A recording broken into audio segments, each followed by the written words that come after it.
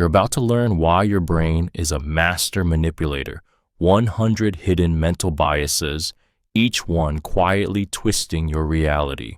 Let's expose the psychology behind your daily choices. Anchoring bias.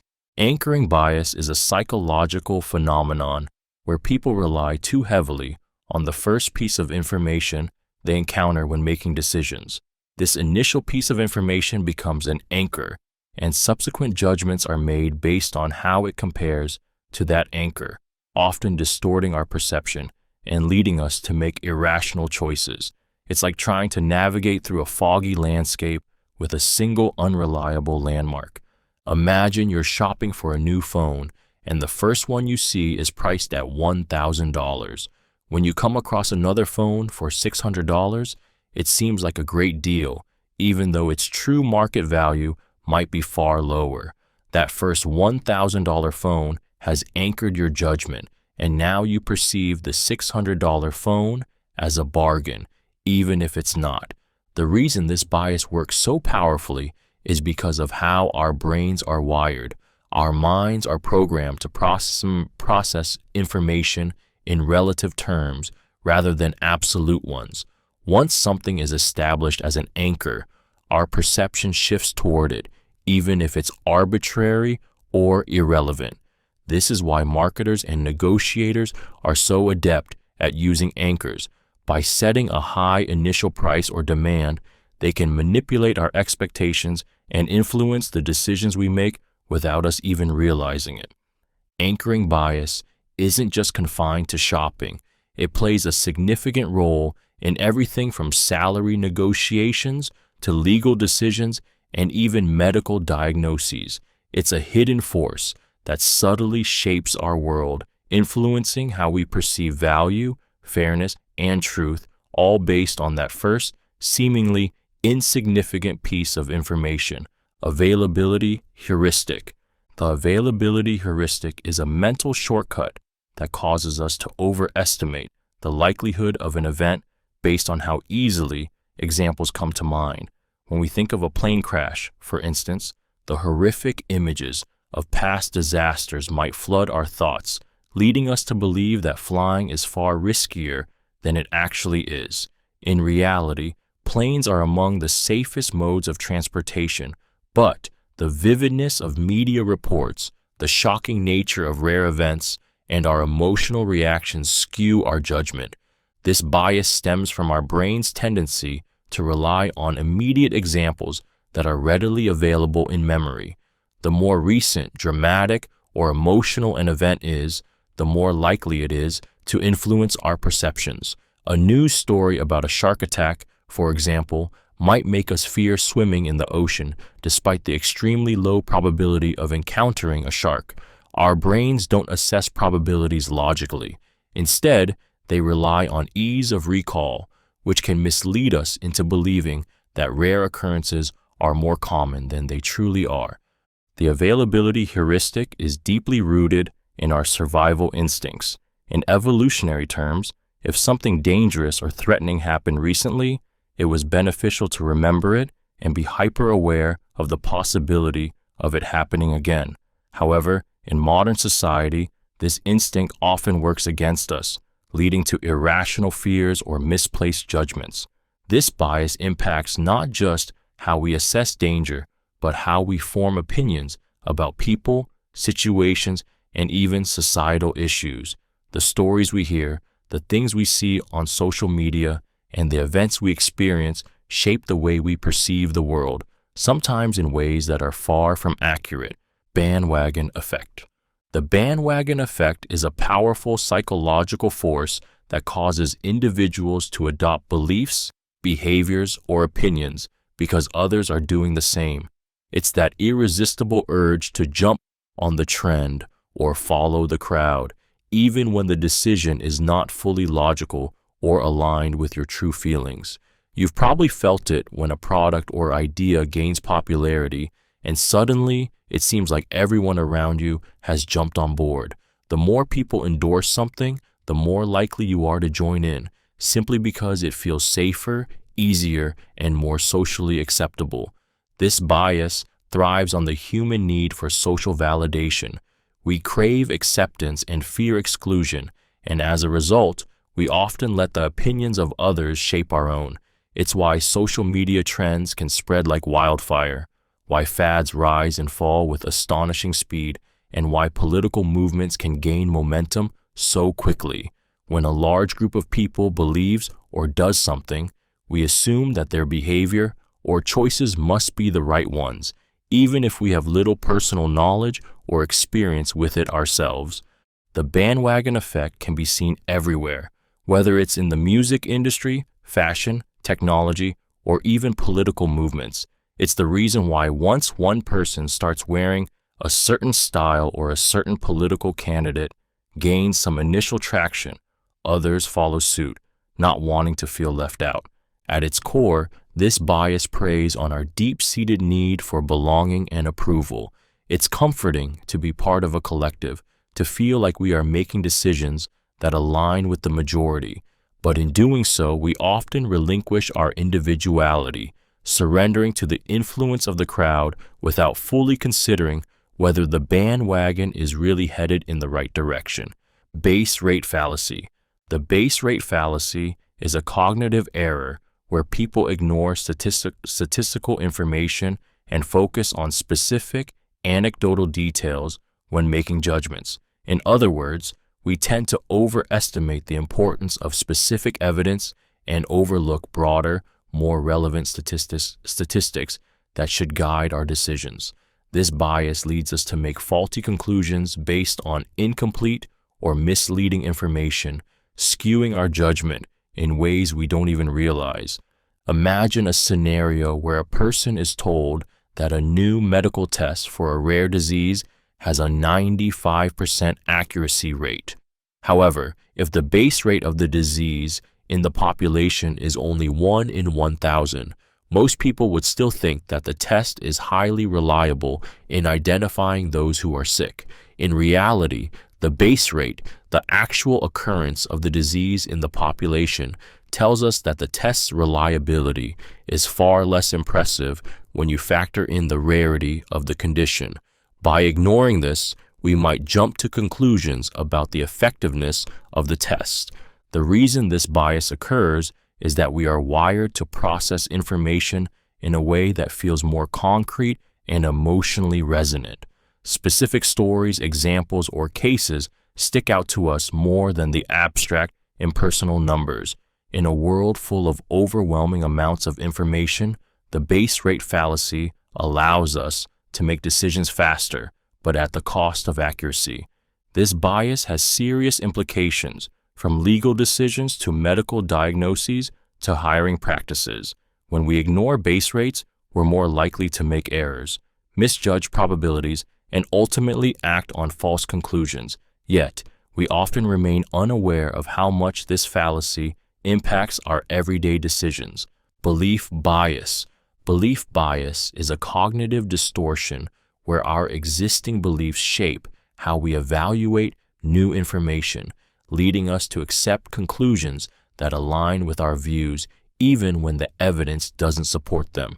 It's as if our mind is a filter that allows only certain truths to pass through, while other contradicting facts are ignored or dismissed. This bias is powerful because it locks us into a loop of confirmation, reinforcing what we already want to believe rather than what is actually true. For example, if you believe that a certain political party always acts in the best interests of the people, you might find it easy to dismiss any evidence of wrongdoing from that party instead of critically assessing it. On the other hand, if you hold a negative view of another party, you may jump to conclusions, assuming guilt based on less evidence. Our beliefs, deeply rooted and often emotional, color our judgment to such an extent that logic and rational analysis are sometimes secondary. Belief bias operates on an emotional level, often bypassing our ability to think critically.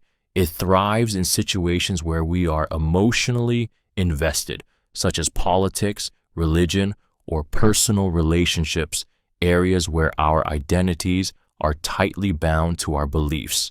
The stronger we feel about an issue, the more likely we are to fall victim to belief bias. This leads us to overvalue information that confirms our views while underestimating or ignoring evidence that challenges them. This bias doesn't just cloud personal beliefs. It can shape public opinion, influence debates, and even lead to polarization. It's a subtle but powerful force that keeps us trapped in our own perspectives, making it harder to grow, learn, and embrace a fuller, more nuanced understanding of the world around us. Blind spot bias. Blind spot bias is the mental tendency to recognize biases in others but fail to see them in ourselves. It's a hidden trap that leads us to believe we are more objective, rational, and impartial than we actually are. We can easily spot the flaws, prejudices, and irrational behaviors in others, but when it comes to our own decisions and actions, we convince ourselves that we are unaffected by these same biases. It's as though we are looking through a foggy window at other people's mistakes while our own biases remain hidden from view. This bias is rooted in self-perception and the desire to protect our self-image. No one likes to think of themselves as biased or irrational, and so we subconsciously convince ourselves that our actions are guided by logic, while others are swayed by emotion or faulty thinking. For example, we may recognize when a colleague is making decisions based on confirmation bias, but fail to notice when we are doing the same thing. The blind spot bias creates a dangerous cycle. It prevents us from recognizing our own flaws, stunting personal growth and improvement. We may ignore how our past experiences, emotions, or beliefs are coloring our judgment, causing us to miss important details or make poor decisions. This lack of self-awareness affects everything, from how we interact with others to how we approach problems, relationships, and even our own self-development. The most insidious part of blind spot bias is that it goes unnoticed. Without the ability to spot it, we continue down the path of overconfidence in our decision-making, making choices that may not be as informed or fair as we think. It's only when we learn to identify this bias that we can truly begin to open our eyes to the hidden influences shaping our actions. Clustering illusion. The clustering illusion is the tendency for people to see patterns in random data where none actually exist. It's a cognitive bias that makes us believe that sequences or events are connected, even when they are completely random. This illusion occurs when our brains try to impose order on chaos, searching for meaning in what is inherently unpredictable.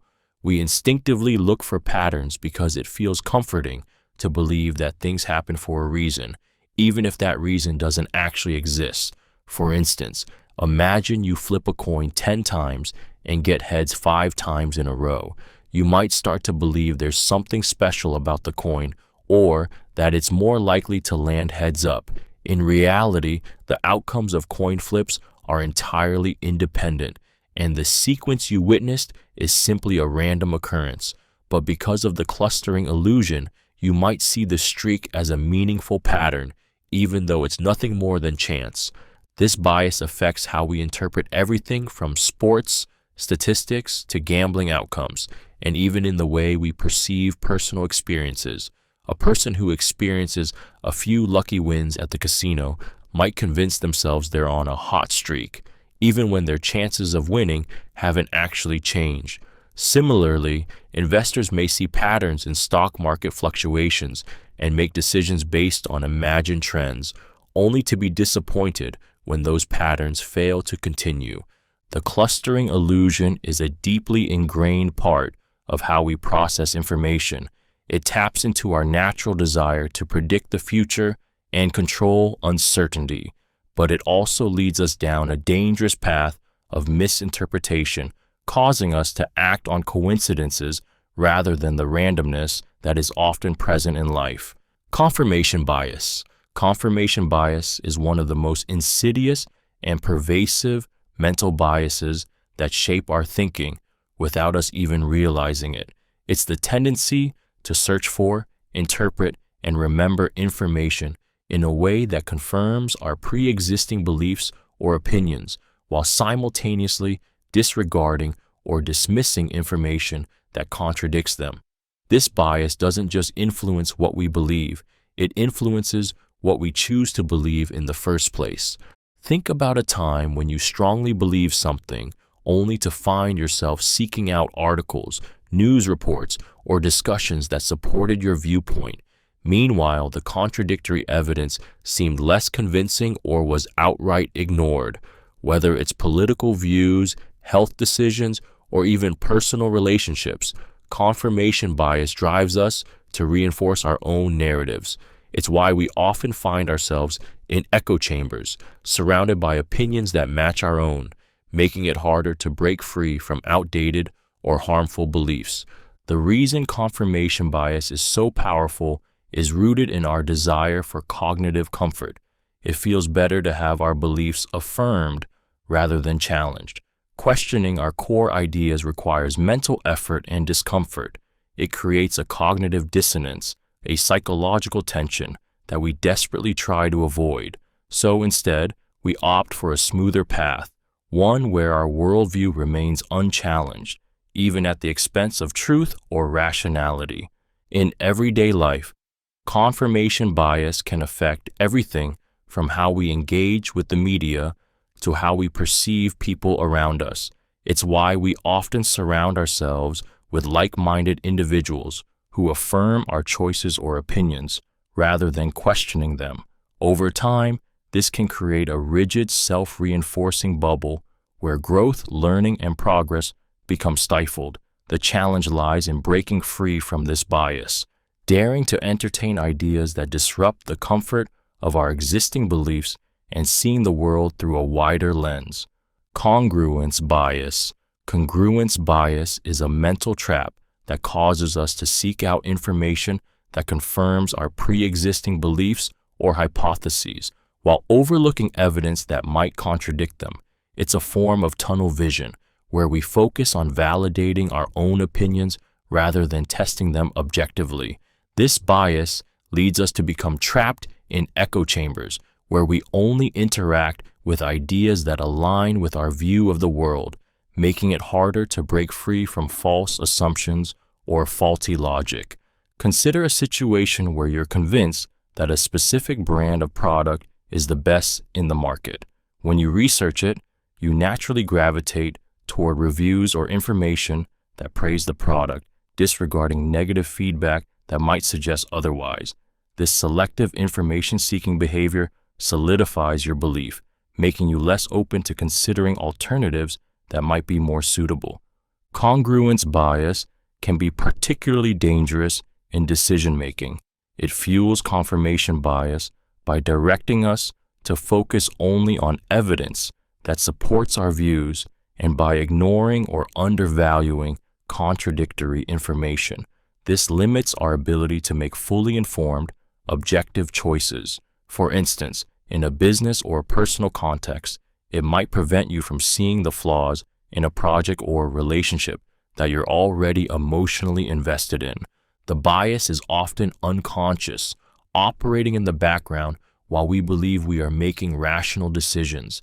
It thrives in areas where we have strong opinions, such as politics, religion, and personal preferences. Overcoming congruence bias requires a conscious effort to seek out diverse perspectives and actively challenge our beliefs rather than just reinforcing them. Conservatism bias. Conservatism bias is the tendency to favor existing beliefs or opinions and resist changing them, even in the face of new, contradictory evidence.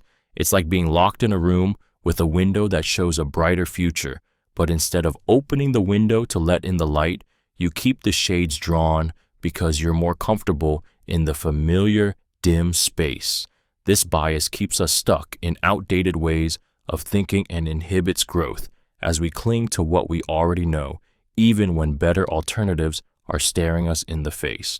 The root of conservatism bias lies in our natural instinct for cognitive stability. Our brains are wired to avoid the discomfort of change and uncertainty. When new information challenges our long-held beliefs, it creates mental tension, which we instinctively try to resolve by ignoring, dismissing, or undervaluing the new evidence. For example, if someone believes that their company's outdated technology is sufficient, they might ignore the latest research that shows how much more efficient modern systems are because embracing change feels like a risk.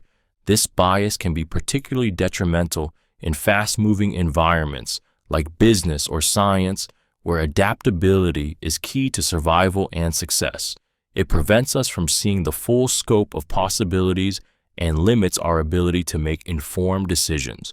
We often hold on to old methods, even when they no longer work as effectively as they once did. Conservatism bias traps us in a mental rut, forcing us to recycle old ideas and avoid innovation.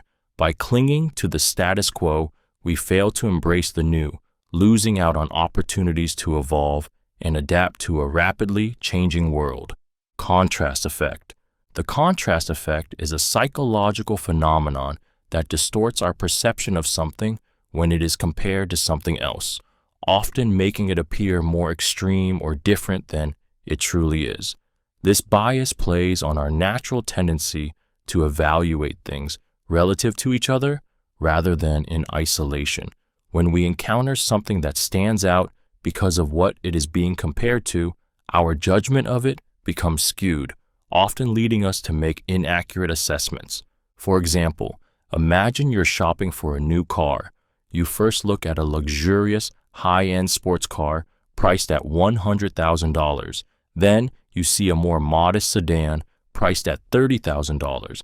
In this context, the sedan seems like a great deal, much cheaper and more reasonable, because it's being compared to the extravagant price tag of the sports car. However, if you had encountered the sedan first, you might have thought its price was too high for what it offers. The contrast effect made the second option appear far more attractive than it would have on its own. This bias is also common in job interviews, negotiations, and even relationships. In a salary negotiation, for example, if an employer first offers a low salary and then increases it slightly, the new offer might feel like a generous raise, even though it might still be below market value. Similarly, in dating, if you meet someone who is much less attractive than your usual type, you might start to view them as more appealing by comparison. The contrast effect works by manipulating how we perceive differences. It creates an artificial sense of advantage or disadvantage based on the context in which something is presented, causing us to misjudge its true worth or significance. It's a subtle but powerful force that shapes many of the decisions we make without us ever realizing it. Decision fatigue. Decision fatigue is a psychological phenomenon that occurs when the quality of our decisions deteriorates after we've made too many choices. Imagine starting your day with a full tank of mental energy, ready to take on the world. But as the hours pass, that tank begins to empty, and even the simplest decisions, what to eat for lunch, which email to respond to, or what route to take home, become exhausting. Eventually, we begin to make poor decisions, or even worse, avoid making decisions altogether. This is decision fatigue in action. The reason we experience decision fatigue is rooted in how our brains process choices. Each decision, big or small, requires cognitive resources. When we make too many decisions in a short period, our brain's ability to weigh options and make thoughtful, rational choices diminishes. The result? We might opt for the quickest, easiest option or defer the decision entirely, often to our detriment. In everyday life, decision fatigue shows up in countless scenarios. After a long day of work, we might grab the unhealthy snack because it's easier than thinking through healthier alternatives. In high-stress environments, it can lead to impulse buys, snapping at loved ones, or making hasty choices that we'd normally reconsider. Even leaders and executives face it.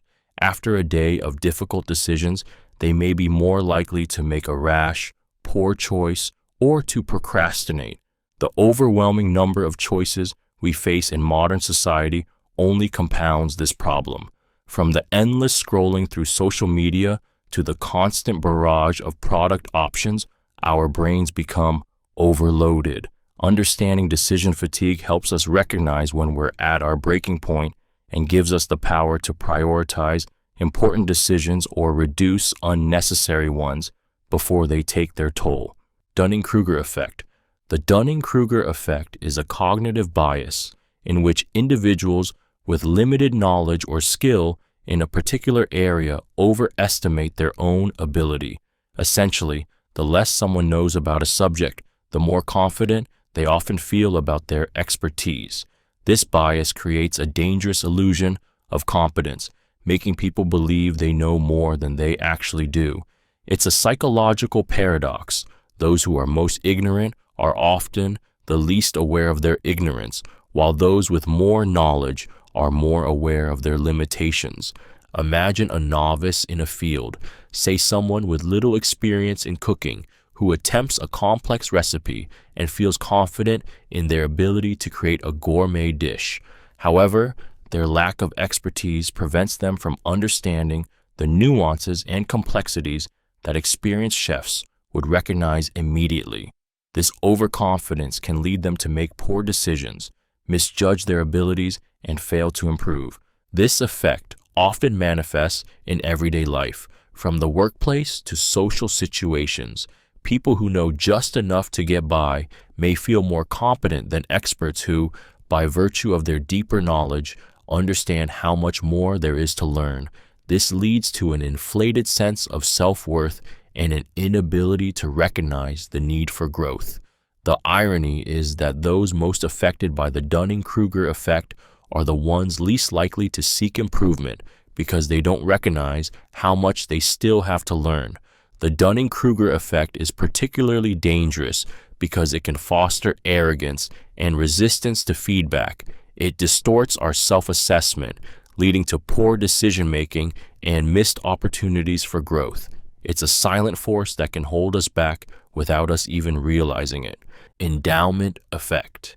The endowment effect is a psychological phenomenon where people assign more value to things simply because they own them. It's a subtle but powerful bias that distorts our perception of value, making us overestimate the worth of our possessions. This bias leads us to hold on to things longer than we should, overprice them in our minds, and even make irrational decisions just to keep them. It's like having a sentimental attachment to an old, worn-out shirt, not because it's particularly valuable, but because it's yours, and letting go feels like losing a part of yourself. This bias is driven by emotional attachment and the discomfort of losing something we already have. Once we own an object, we become psychologically tied to it, and it becomes part of our self-concept.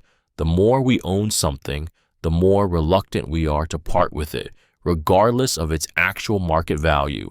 For instance, when selling a used car, people often ask for more than its fair market value, simply because they have emotionally invested in it and see it as more valuable than others do. The endowment effect isn't limited to physical objects. It can apply to ideas, relationships, and even investments. If you've ever held on to a stock that's performing poorly simply because you've already invested so much, you've experienced this bias.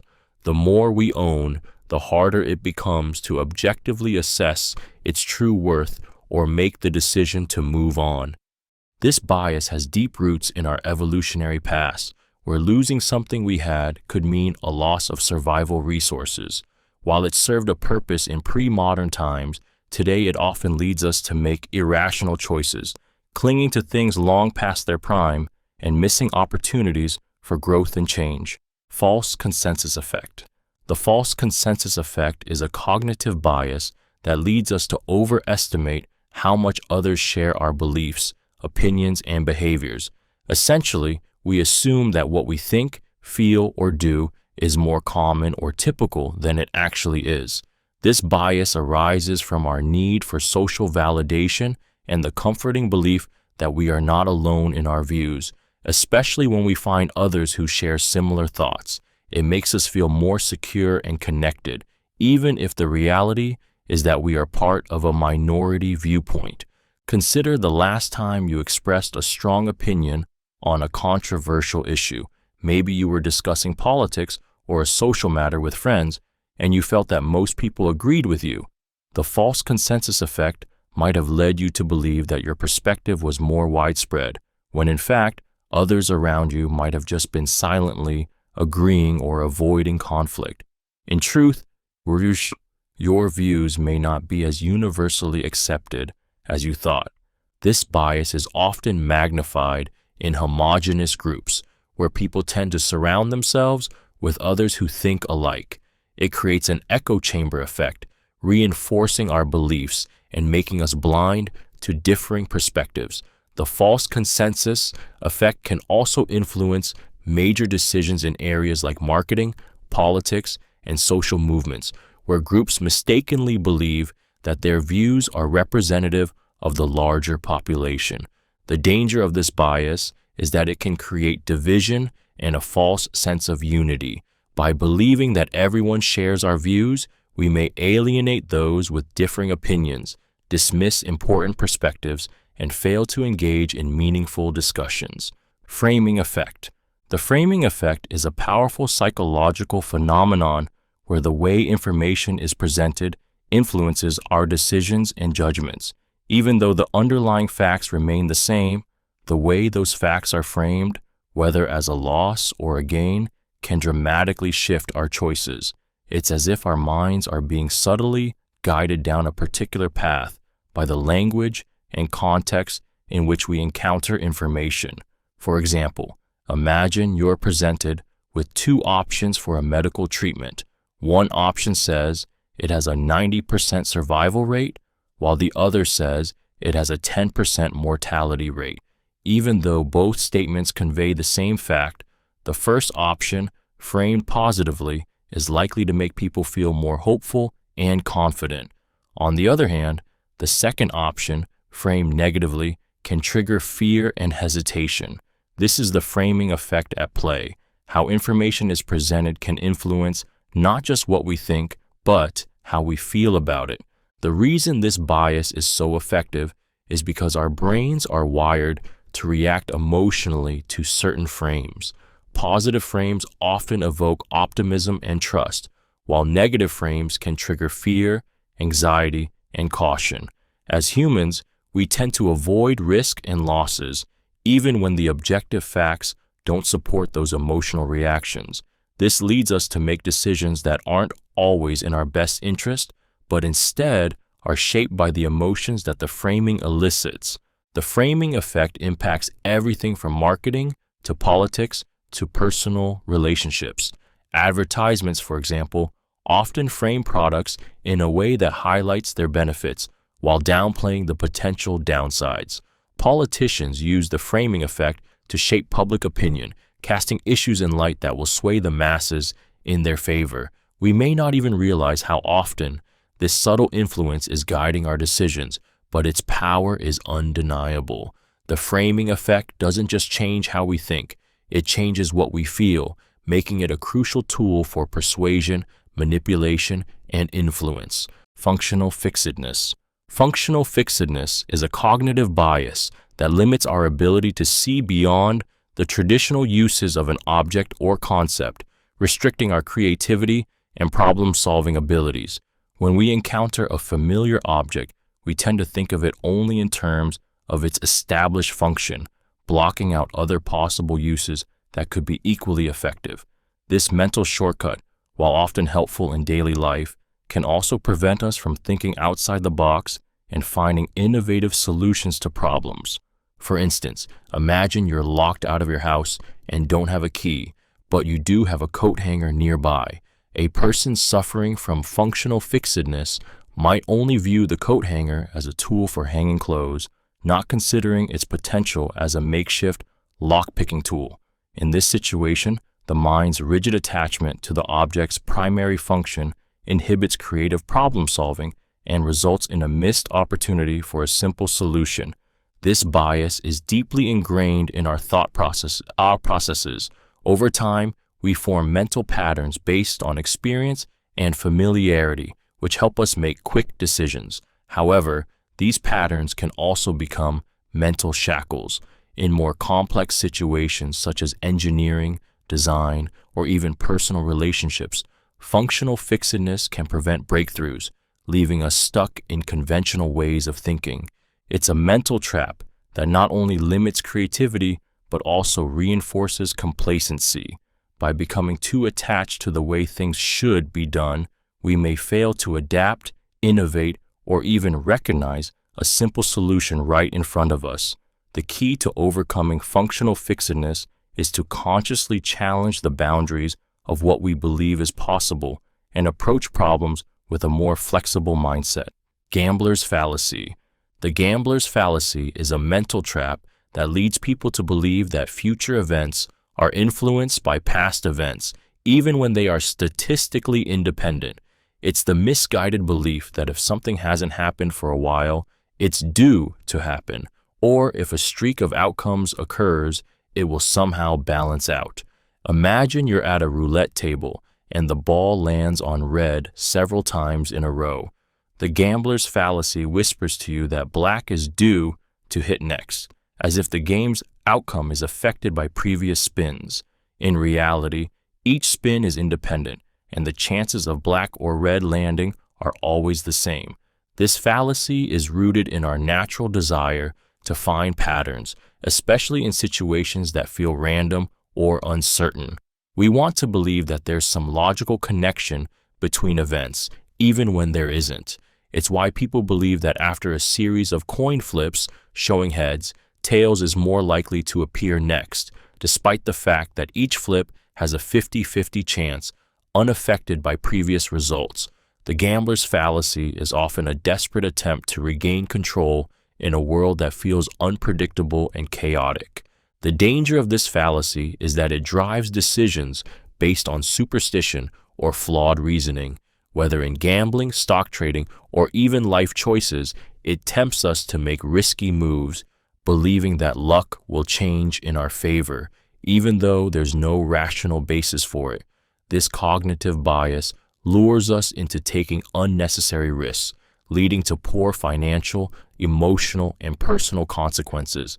It blinds us to the reality of random chance and prevents us from making decisions based on the facts. Halo effect. The halo effect is a cognitive bias that causes us to form an overall impression of someone based on one singular trait, and then let that impression influence how we perceive their other qualities. Essentially, if we find one aspect of a person appealing or admirable, we tend to assume other attributes are just as positive, even if there is no evidence to support that assumption. It's like putting someone on a pedestal, seeing them as flawless, all because of one standout feature. For instance, imagine meeting someone who is physically attractive. You might immediately assume they are also intelligent, kind, or talented, even though there's no reason to believe they possess these qualities.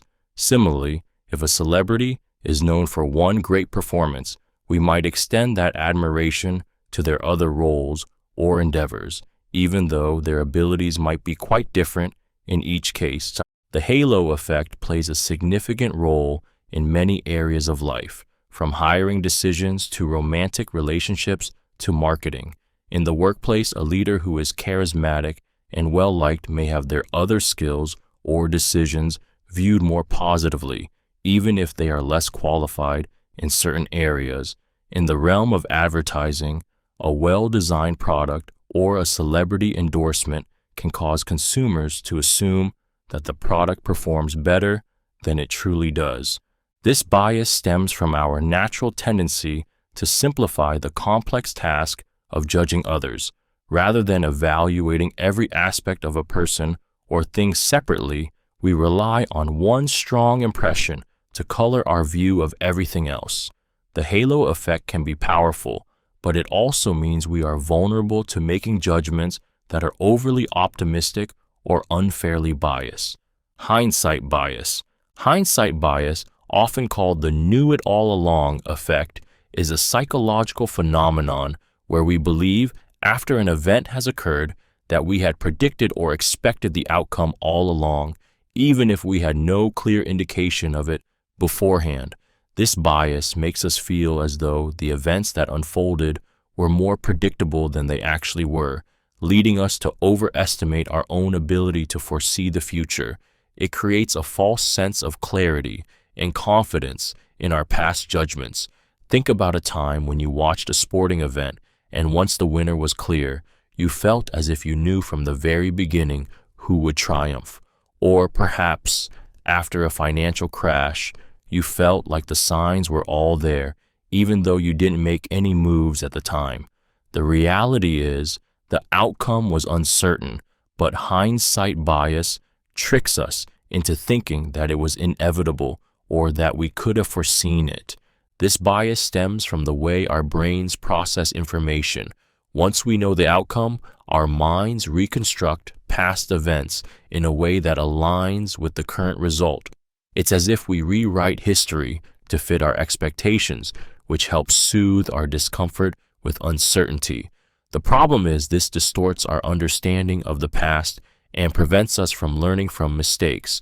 When we convince ourselves that an outcome was predictable, we may not critically examine the factors that led to it, which can hinder personal growth and future decision-making.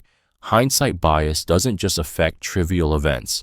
It influences how we judge major decisions, such as business choices, relationships, or historical events. It leads us to assume that we knew better than we actually did, reinforcing a false sense of control over unpredictable outcomes. Illusion of control. The illusion of control is a cognitive bias where individuals believe they have more control over events or outcomes than they actually do. This bias stems from our natural desire to feel empowered and in charge of our environment. We often overestimate our ability to influence situations, even when the outcomes are largely determined by chance or external factors. This overconfidence can lead to poor decision-making, risk-taking, and frustration when things don't go as expected. A common example of the illusion of control is when people engage in gambling.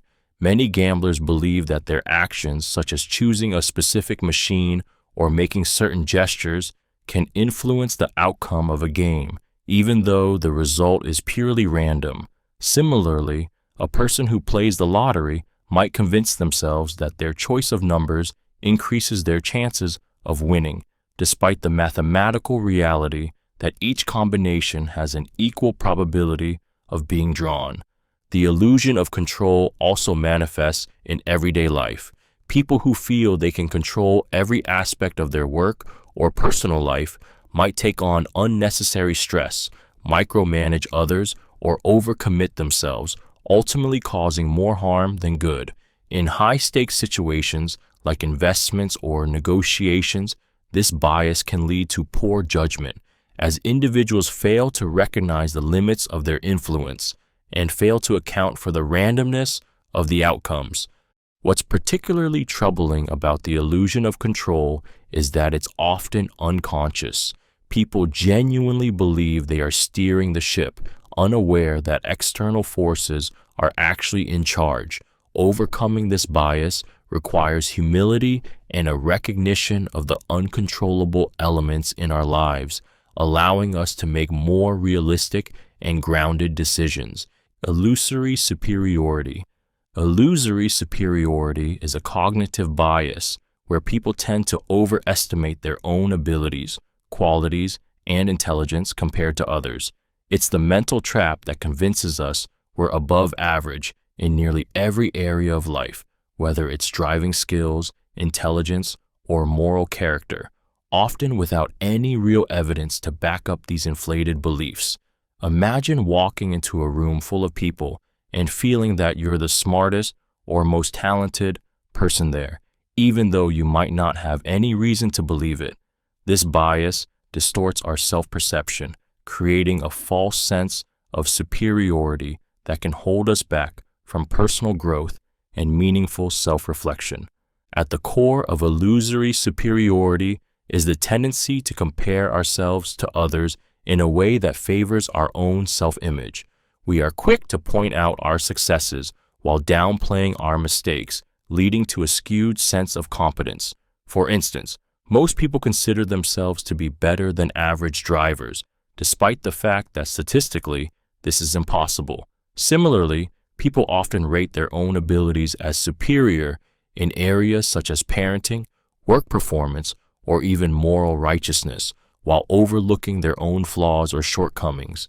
This bias is deeply embedded in our need to maintain self-esteem. If we were fully aware of our own limitations, it would be harder to feel confident or motivated. However, illusory superiority can blind us to reality, preventing us from acknowledging areas where we truly need improvement.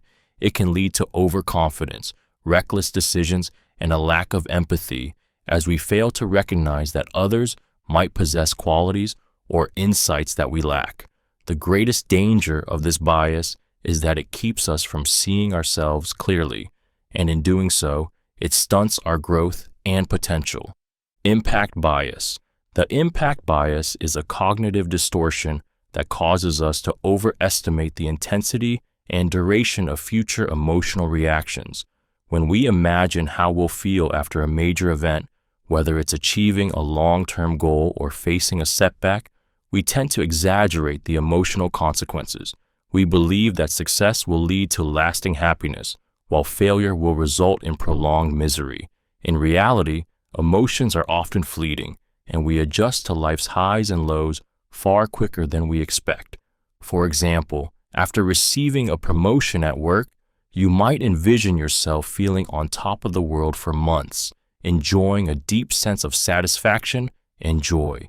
In reality, you may experience a brief period of excitement, followed by a return to your baseline happiness level as you get accustomed to your new role and responsibilities. Similarly, after a breakup, you might anticipate feeling devastated for a long time, but over time, you may find yourself healing and moving on much sooner than you imagine. The impact bias occurs because we struggle to accurately predict how we'll adapt to future events. We overestimate the emotional intensity because we don't account for how resilient we are or how our feelings tend to normalize with time. This bias also leads us to underestimate the effect of minor, everyday pleasures, like spending time with loved ones or enjoying a good meal. We tend to think that the big life-changing events are the ones that will define our emotional states, even though smaller, everyday moments can have a more significant, lasting impact. This bias affects our decision-making, often causing us to chase after big goals or avoid potential challenges, believing that the emotional payoff or fallout will be far more extreme than it truly is. In reality, life's emotional journey is often more balanced than we anticipate. In-group bias. In-group bias is a psychological phenomenon where we tend to favor those who are part of our group, whether it's based on nationality, race, religion, or even something as simple as shared interests. This bias leads us to see members of our in-group as more trustworthy, competent, and likable, while simultaneously perceiving those outside our group, the outgroup, as inferior or less worthy of our trust. It's an instinctual behavior, deeply rooted in our evolutionary need for survival within a social structure. At its core, in-group bias stems from the human desire for belonging. Our identity is shaped by the groups we belong to, and being surrounded by like-minded individuals reinforces our sense of self. This makes us more likely to form strong, emotional connections with people who share our characteristics or views while distancing ourselves from others. It's why we feel a sense of pride when someone from our own team wins, even if we have no direct involvement in their success, or why we feel more comfortable trusting someone who shares our background. However, this bias can lead to harmful consequences. It creates division, discrimination, and prejudice. When we favor our in-group, we inadvertently dehumanize those in the out-group, making it easier to justify unfair treatment or even hostility toward them. In extreme cases, in-group bias can fuel racism, nationalism, or religious intolerance as we convince ourselves that our group is superior to others. The in-group bias works subtly, often shaping our actions and decisions without us realizing it. It affects everything from hiring practices to political ideologies to interpersonal relationships. Understanding this bias allows us to recognize when we might be unfairly favoring certain individuals or groups, helping us create a more inclusive and balanced view of the world. Just world hypothesis. The just world hypothesis is the deeply ingrained belief that the world is fundamentally fair and that people generally get what they deserve. This comforting idea leads us to think that bad things happen to bad people and good things happen to good people, as if the universe operates according to a moral balance. In reality, however, this is an illusion, a way for the human mind to cope with the chaos and randomness of life. Imagine hearing about someone who has suffered a terrible misfortune, perhaps a devastating accident or a sudden illness. If you believe in a just world, you might unconsciously convince yourself that they must have somehow brought it upon themselves. Maybe they were careless or made poor decisions. This belief can make us feel less helpless in the face of others' suffering, as it provides a sense of order and fairness, even when none exists. This bias is most dangerous when it leads to victim blaming. People who are marginalized, oppressed, or suffering from circumstances beyond their control may be viewed with less empathy because of the belief that they must have deserved their situation. In society, this manifests in ways that justify inequality, such as blaming poverty on personal failure or assuming that people living in hardship must have done something wrong to deserve their fate. The just world hypothesis not only skews our perception of other struggles, but also distorts how we respond to our own challenges. If we believe that life should be fair, we might struggle to accept the randomness and unpredictability of our experiences.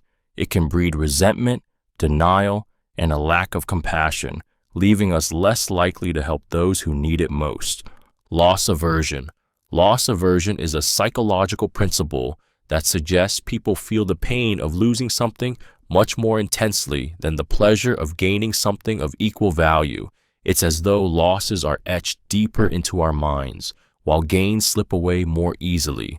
Imagine you buy a concert ticket for $100 and later you have to sell it for $80 because you can't attend. Even though the $80 loss is just $20, it feels far worse than the initial excitement of having spent $100. This bias explains why people often hold on to losing investments, avoid risks, or make irrational decisions just to prevent losses, even at the cost of future gain. The roots of loss aversion lie in our evolutionary need for survival. Losing resources or opportunities could once mean a real threat to our well-being. Over time, this psychological tendency became hardwired in our brains. Better to avoid loss than to risk it, because the consequences of losing could have been catastrophic. Today, however, this bias leads us to make decisions that aren't always in our best interest.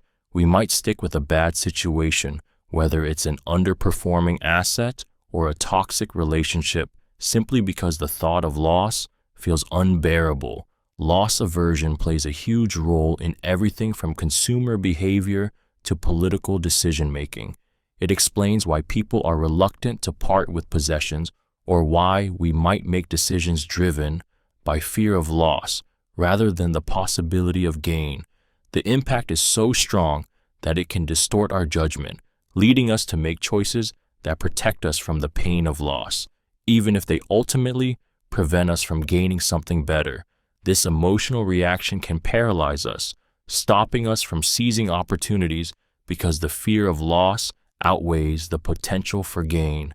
Mere exposure effect. The mere exposure effect is a psychological phenomenon that causes people to develop a preference for things simply because they are familiar with them.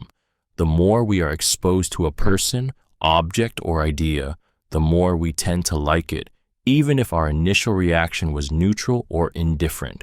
This effect is so subtle yet powerful that it can influence our decisions, preferences, and even our relationships without us realizing it.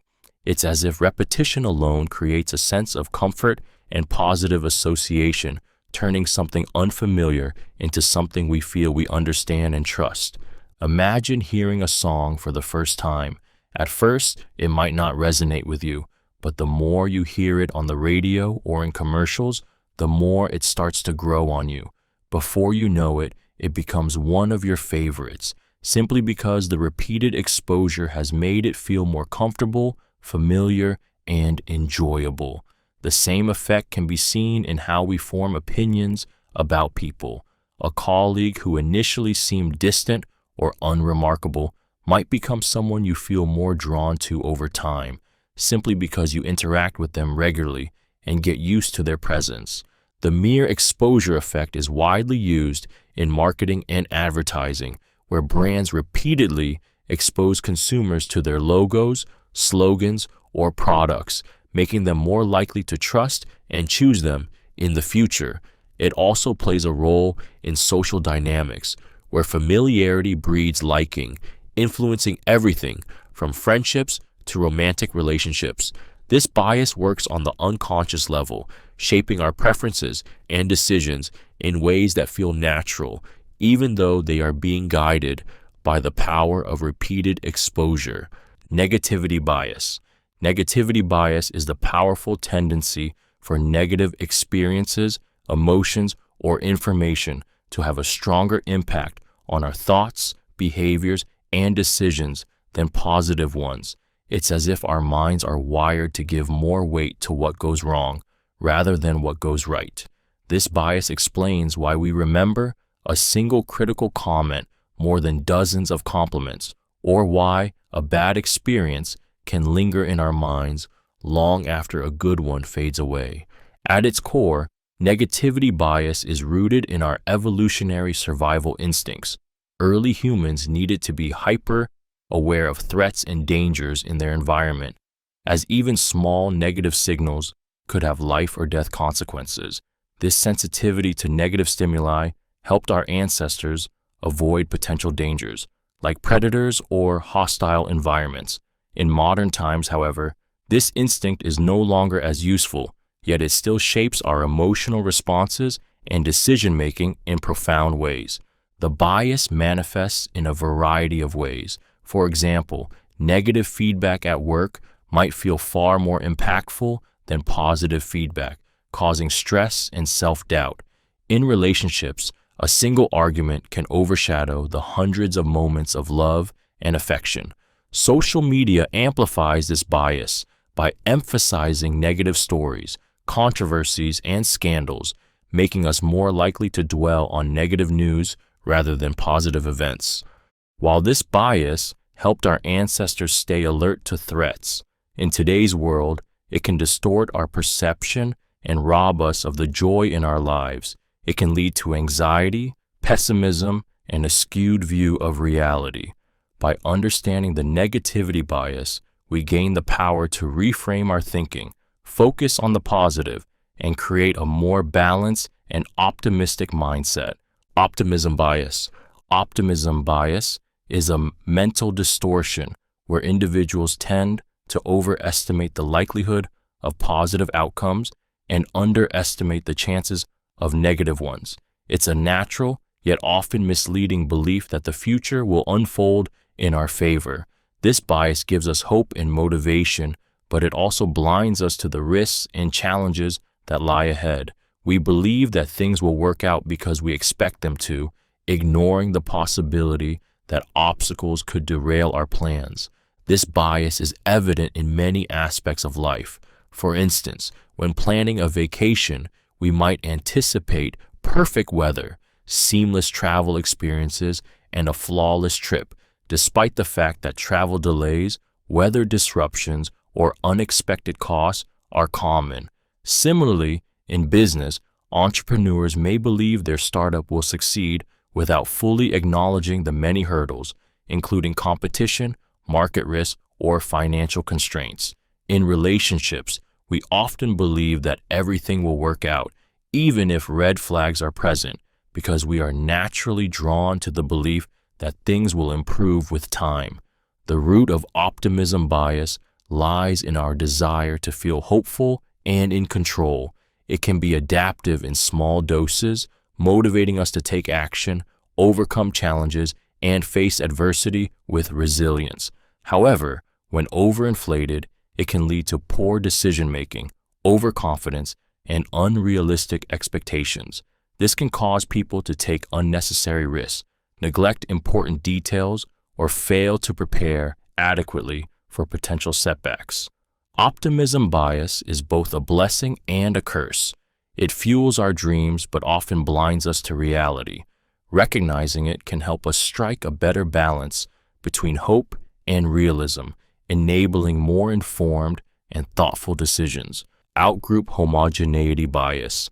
Outgroup homogeneity bias is the tendency to perceive members of a group you don't belong to as being more similar to one another than they really are.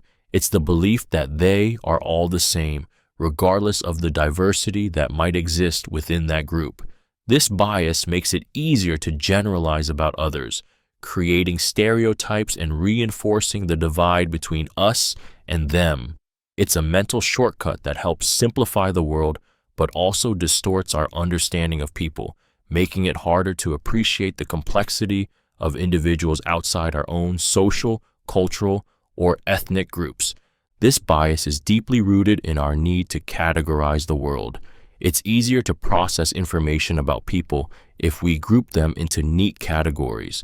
When we look at someone from an outgroup, we might notice one feature or behavior and automatically project it onto everyone in that group, ignoring the nuances and individuality that exists within. For instance, we may assume that all people from a certain nationality share the same traits, behaviors, or values, even though their experiences and perspectives are likely to be diverse. The consequences of outgroup homogeneity bias can be profound. It fuels prejudice, discrimination, and conflict, as it makes it easier to dehumanize others by reducing them to a stereotype. By seeing outgroup members as all the same, we fail to recognize their individuality and humanity, perpetuating division and misunderstanding. This bias drives societal rifts, whether between different cultures, political groups, or social classes, by preventing genuine connection and empathy. It's easy to fall into the trap of seeing others as mere representatives of their group, but this bias blinds us to the richness of human diversity and the complexity of individual experiences. Overconfidence bias. Overconfidence bias is a psychological trap where people overestimate their own abilities, knowledge, or the accuracy of their predictions. Is that feeling of certainty you experience when you believe you have all the answers, even when the situation is more complex than you realize. This bias often leads individuals to take risks they shouldn't, make overly optimistic decisions, and fail to adequately prepare for challenges. It's an ego-driven distortion that makes us feel more in control than we truly are, blinding us to our limitations. Consider a situation where someone is about to invest a significant amount of money in the stock market. Overconfident in their ability to predict market trends, they might ignore expert advice or fail to do proper research, assuming they know better. They might be swayed by past success, forgetting that their predictions were often based on luck or coincidence. This bias isn't just about knowing more than others. It's also about thinking we know more than we actually do, which can lead to catastrophic mistakes in both personal and professional life. Overconfidence is often reinforced by small successes. When things go well, we attribute the outcome to our superior skills, reinforcing the belief that we can do no wrong. But when things go badly, we often blame external factors rather than reevaluating our decisions or acknowledging our miscalculations. The danger here is not only in taking the wrong actions, but in missing opportunities for growth and improvement by failing to recognize our own flaws and misjudgments. This bias affects not just individuals, but groups, organizations, and even entire industries. Overconfidence creates a false sense of invincibility, making it harder for people to accept feedback, admit mistakes, or learn from failure. The end result? It's a vicious cycle of overestimation, poor decision-making, and inevitable disappointment. Planning fallacy. The planning fallacy is a cognitive bias where we tend to underestimate the time, costs, and risks of future actions, while simultaneously overestimating the benefits. We approach tasks with an overly optimistic outlook, convinced that everything will go as planned, despite evidence from past experiences that suggests otherwise. This bias leads us to make unrealistic predictions about how long a project will take or how easily we'll be able to accomplish a goal, often leaving us frustrated, overwhelmed, and behind schedule. At its core, the planning fallacy stems from our tendency to focus on the best-case scenario rather than the potential obstacles that could arise. We envision a smooth, uninterrupted path to success, ignoring the inevitable delays, complications, or setbacks that can occur. This bias is so ingrained in our thinking that we often fall victim to it even when we have plenty of prior experience that should warn us otherwise. Think of all the times you've started a new project, whether it's a home renovation, a work assignment, or even a simple personal goal. Initially, you're full of enthusiasm, certain that you'll finish ahead of schedule and under budget. But as time goes on, unforeseen issues arise, deadlines slip, costs increase, and frustration builds. This is the planning fallacy in action, and it's why so many plans and projects fail to meet expectations. The planning fallacy affects not only personal projects, but also large-scale endeavors like construction projects, business launches, or even public policies. It can lead to significant inefficiencies, wasted resources, and unmet goals. Acknowledging the planning fallacy helps us develop more realistic timelines, anticipate challenges, and ultimately make more informed decisions about what we can truly achieve. Post-purchase rationalization. Post-purchase rationalization is a psychological phenomenon where we convince ourselves that our purchase decisions were the right ones, even if we have doubts or regret them later. After acquiring something, especially something expensive or impulsive, we create justifications in our minds to reinforce that it was worth the cost, effort, or time. This bias helps protect our self-esteem and reduce cognitive dissonance, the uncomfortable tension that arises when our actions contradict our beliefs or expectations. For example, after buying a new car, you might tell yourself that it was a great deal even if it was overpriced, simply because you want to feel better about the purchase. You might focus on the car's aesthetic appeal, the comfort of driving, or its potential long-term value, ignoring any buyer's remorse that might surface. This internal justification process helps you reconcile the purchase with your self-image, allowing you to feel good about the decision, even if it wasn't the best choice financially. Post-purchase rationalization can be particularly powerful in consumer culture, where we are constantly bombarded with marketing that encourages impulsive buying. It allows people to feel better about their spending habits, even if they've overpaid for something or bought something they didn't need.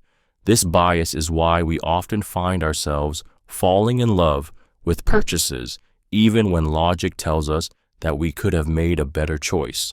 The bias thrives because of our desire to feel competent and satisfied with our decisions, even if those decisions were driven by emotion, social pressure, or fleeting desires. In essence, post-purchase rationalization shields us from regret, allowing us to maintain a positive view of ourselves and our choices, regardless of the truth. Primacy effect.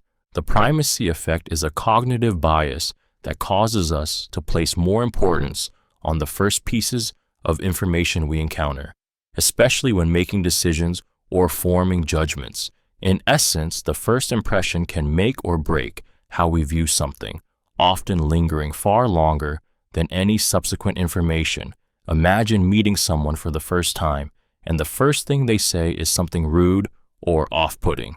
Despite everything else they might say later, that initial moment sticks with you, clouding your overall perception of them. This powerful bias shapes how we judge people, products, and even ideas, often overriding later, more balanced information. The primacy effect works because our brains tend to pay extra attention to what comes first, giving it more weight in shaping our opinions. This bias is most noticeable in situations involving memory or decision-making. For example, when listening to a list of traits or facts about someone, the traits mentioned first will be remembered more vividly and weigh more heavily in our assessment. Similarly, in job interviews, the first few minutes, those critical opening moments, often shape how we evaluate a candidate, making it harder to overcome early impressions. This effect is rooted in the way we process information. Our minds naturally prioritize the initial input, treating it as the foundation upon which we build all subsequent impressions. In social contexts, the primacy effect can lead us to make snap judgments based on limited or biased information, which can influence relationships, hiring decisions, and even political opinions. Once the first impression is made, it becomes difficult to alter it, no matter how much additional information or evidence is presented. This bias has a way of locking us into our first assessments, often preventing us from giving a fair, unbiased evaluation. Recency effect. The recency effect is a cognitive bias that causes us to give greater weight to the most recent information we encounter, making it disproportionately influential in shaping our opinions and decisions. Essentially, our minds tend to prioritize the last piece of information we receive over earlier details, leading us to form judgments based on what's freshest in our memory. This bias is part of a larger phenomenon known as the serial position effect, where we tend to remember the first and last items in a series better than the middle ones, but the recency effect specifically highlights the influence of recent experiences. For example, imagine you're reviewing a job candidate's qualifications. If the final thing you hear about them is a glowing reference from their previous employer, you might place more importance on that positive feedback than on earlier concerns raised by other references, even though they were just as valid. Similarly, in political debates, the final arguments presented by a candidate can linger in your mind long after the debate ends, swaying your opinion more than the earlier points made. This bias is particularly strong in situations where we are making decisions or judgments under pressure, or when we lack the time or cognitive resources to reflect deeply. The recency effect exploits our tendency to focus on immediate, recent stimuli because they are easier to recall and feel more relevant. In marketing, advertisers use this to their advantage by ensuring that their brand or message is the last one you see, knowing it will have a bigger impact on your decision-making. However, the recency effect can lead to skewed perceptions and flawed decisions as we neglect the broader context or the weight of earlier information. The recent impression we hold may not be the most accurate reflection of the situation as a whole, yet it has the power to dominate our thoughts and choices, often without us even realizing it. Reactance bias. Reactance bias is a psychological response where individuals rebel against perceived attempts to limit their freedom or autonomy, often by doing the opposite of what they are told or pressured to do. It's that gut reaction you experience when someone tells you you have to or you should do something, and instead of complying, you feel an overwhelming urge to resist, even if the action is in your best interest. This bias is driven by a deep-seated desire to preserve our sense of control and independence. Imagine being told by a friend, you really need to try this new restaurant, and immediately you feel the urge to avoid it, even though you might have genuinely enjoyed it had you discovered it on your own. This is reactance bias in action. When a suggestion or restriction feels like a threat to your personal freedom, it triggers resistance. The underlying cause of reactance bias is our intrinsic need for autonomy. When we perceive that our options are being restricted, even if only psychologically, we feel as though we are losing control over our own decisions. This can cause us to reject helpful advice, ignore well-meaning recommendations, or even take on actions that contradict what we know is best for us. It's why teens often rebel against their parents' rules, why employees resist company policies, and why consumers sometimes reject marketing messages or product recommendations. Reactance bias can create friction in relationships, work environments, and marketing strategies. It's a reminder of just how powerful our need for autonomy is and how easily it can be triggered by the feeling of being forced into something. Recognizing this bias allows us to be more mindful of how we frame requests and how we interact with others, offering freedom of choice and reducing the chances of triggering resistance. Representativeness heuristic. The representativeness heuristic is a mental shortcut that leads us to judge the likelihood of something based on how closely it resembles a prototype or stereotype we have in mind. We tend to make decisions by comparing new information to what we already know or expect, even if this comparison is irrelevant or misleading. In essence, we rely on how similar something feels to the typical example, which often results in biased or flawed judgments. Imagine meeting someone new, and based on their appearance or behavior, you instantly decide they must belong to a particular profession, like a lawyer or a teacher, because they fit the stereotype in your mind. You might assume that their polished attire and confident speech are telltale signs of a lawyer, even if they are, in fact, an artist. This reliance on superficial similarities can lead to errors as we focus on representative features rather than the actual probabilities or deeper complexities of a situation.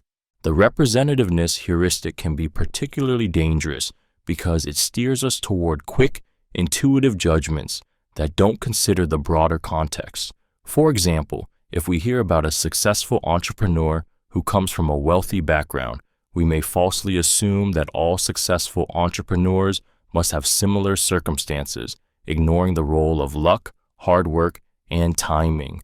Similarly, we may stereotype entire groups based on isolated experiences, leading to discrimination or prejudice. This bias plays a significant role in how we perceive people, situations, and risks, influencing everything from hiring decisions to political opinions. While it helps us make fast decisions, the representativeness heuristic often leads us astray, causing us to overlook more accurate, statistical information in favor of easily recognizable patterns. Self-serving bias. Self-serving bias is the tendency to attribute our successes to our own abilities and efforts, while blaming external factors for our failures. It's a mental shield we use to protect our self-esteem, allowing us to feel good about ourselves even when the results aren't entirely within our control. When we succeed, it's because we're talented, hardworking, or deserving. But when we fail, it's because of bad luck, unfair circumstances, or the actions of others. This bias creates a distorted view of our own role in both positive and negative outcomes, allowing us to avoid uncomfortable feelings of failure. This bias is deeply rooted in our need to maintain a positive self-image and to safeguard our mental well-being. No one wants to believe that they are to blame for failure, so it's easier to externalize mistakes and attribute successes to internal qualities. For example, a student who aces a test might think it's because of their intelligence or hard work, but if they fail, they may blame the teacher, the test's difficulty, or even bad timing. This pattern is not just limited to individual achievements, It plays a role in group dynamics as well. A successful team might praise their own collaboration, while a failed project is blamed on lack of resources or poor leadership. While self-serving bias can boost self-confidence in the short term, it can also hinder growth and self-improvement. By not taking responsibility for our failures, we miss out on valuable lessons that could help us improve. The inability to see our own faults clearly can keep us stuck in unhealthy patterns, preventing us from making necessary changes. Ultimately, self-serving bias can distort our understanding of the world and ourselves, leading to unrealistic expectations and missed opportunities for personal development. Status quo bias. The status quo bias is a cognitive bias that causes people to prefer things to remain the same rather than change, even when change might offer better outcomes. It's an instinctual drive to maintain familiar circumstances and avoid the discomfort, uncertainty, or risk that comes with making a change. This bias can manifest in both major life decisions and smaller everyday choices, often leading us to resist improvements or innovations that could benefit us. For example, when presented with a new, more efficient way of working or a new product that promises to make your life easier, you might instinctively reject it simply because you're accustomed to the current routine or product. It's not that the old method is necessarily better, but the comfort of familiarity makes us hesitant to adopt something new. In relationships, the status quo bias can cause individuals to stay in unfulfilling situations simply because they fear the uncertainty of leaving, even if the alternative is a better future.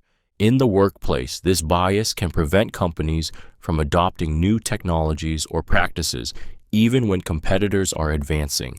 Employees might stick with outdated systems or methods because they've always worked in the past, leading to stagnation. In politics, voters often support the status quo, preferring familiar leadership or policies over new ideas, even if the status quo is no longer serving the best interests of society.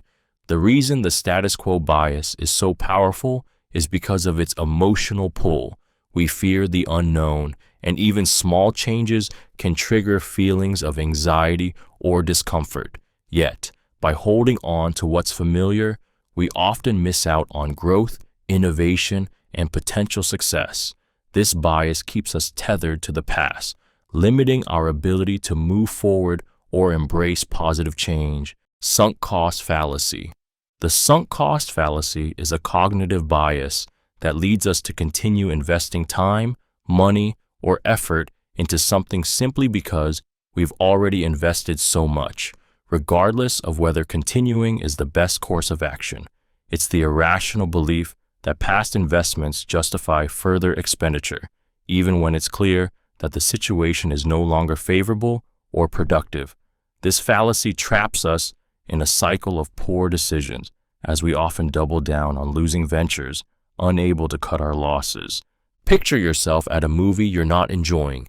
You're an hour into the film, but you decide to stay until the end because you've already paid for the ticket, even though the remaining time could be spent doing something you actually enjoy. The money you've spent becomes a mental anchor, tricking you into thinking that leaving would be a waste. This is the sunk cost fallacy. Your past investment is sunk, and it no longer has any bearing on what you should do next. The reason we fall prey to the sunk cost fallacy is because of our desire to avoid loss, both financial and emotional. Humans are naturally loss-averse. We hate the feeling of losing what we've already committed. So rather than admitting that a choice was wrong or that continuing is futile, we push forward, often leading to more frustration, wasted time, and further losses. This bias can be seen everywhere, whether in business decisions, relationships, or personal goals. We keep pouring resources into a failing project, stay in unfulfilling jobs, or hold on to toxic relationships because we feel that abandoning them would mean admitting our earlier investments were wasted. Recognizing the sunk cost fallacy helps us break free from this irrational thinking, allowing us to make more rational, forward-thinking decisions. Survivorship bias. Survivorship bias is a cognitive error where we focus on the people, ideas, or things that have survived or succeeded while overlooking those that didn't. This distortion leads us to draw conclusions based on incomplete data, making us believe that success is more common than it truly is. By only looking at the winners, we ignore the failures, which distorts our understanding of how things actually work. For example, when we look at successful entrepreneurs like Steve Jobs or Elon Musk, we often focus on their incredible achievements, neglecting the countless others who failed in similar ventures. This leads us to believe that success is attainable through sheer willpower, perseverance, or specific actions, without acknowledging the critical role that timing, luck, and external factors play. If we're only studying the successful companies, we miss the valuable lessons from those that didn't make it, leaving us with a skewed, overly optimistic view of the entrepreneurial world. In the world of investing, survivorship bias can cause us to overestimate the returns of a particular stock or mutual fund. If we only look at the funds that have survived and performed well, we fail to consider the many that have failed, which gives us a misleading view of the risk and reward involved in investing. This bias can also affect our personal perceptions. We may believe that success in life or career is purely based on talent or hard work, ignoring the broader factors such as privilege, connections, and luck that can significantly contribute to success. Survivorship bias misguides us into thinking that the path to success is more straightforward than it actually is. Temporal discounting. Temporal discounting is the tendency to devalue rewards or benefits that are set to occur in the future, preferring immediate gratification instead. It's the reason we often choose to indulge in a treat now rather than saving or working for something bigger later.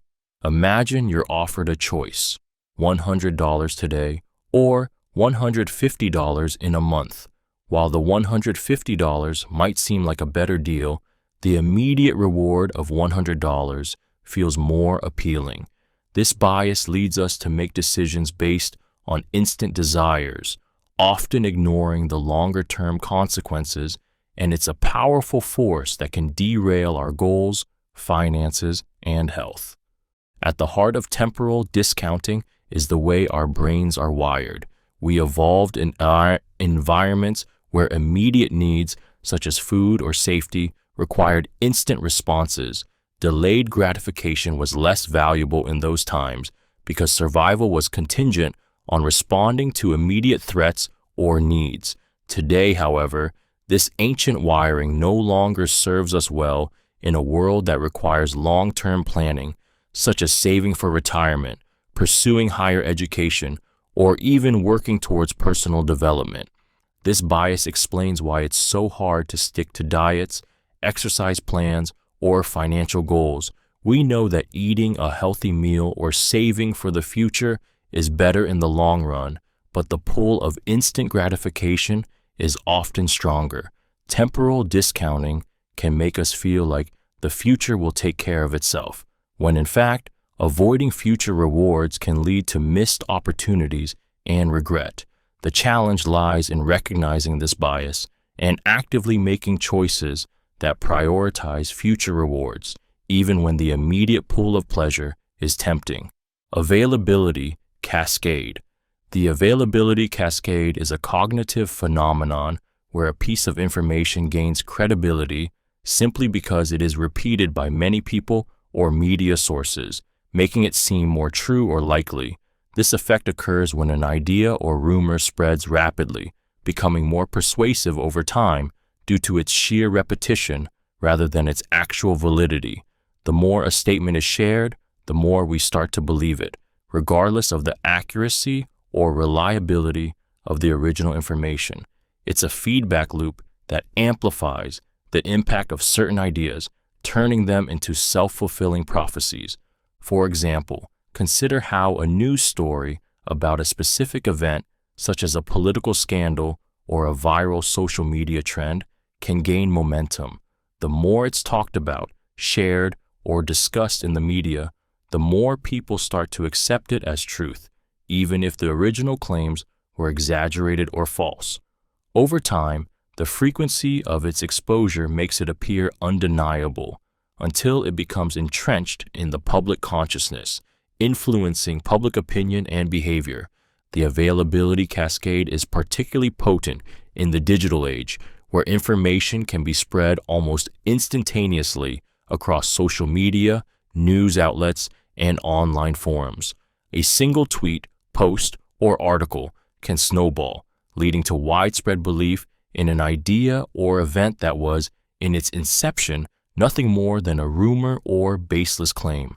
This cascade effect taps into our natural tendency to rely on information that feels readily accessible, making it harder to question or critically assess the information we encounter. As the idea spreads, it seems to gain more weight simply because it's ubiquitous, reinforcing our tendency to believe in things just because we've heard them over and over again. Anchoring and adjustment bias. Anchoring and adjustment bias is a psychological tendency where we start with an initial reference point or anchor and make adjustments from there, but those adjustments are often insufficient.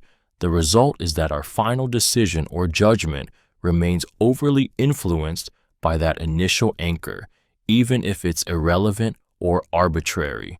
Essentially, the anchor serves as a mental starting point, and while we try to adjust, the adjustment rarely compensates enough to arrive at an accurate or rational conclusion.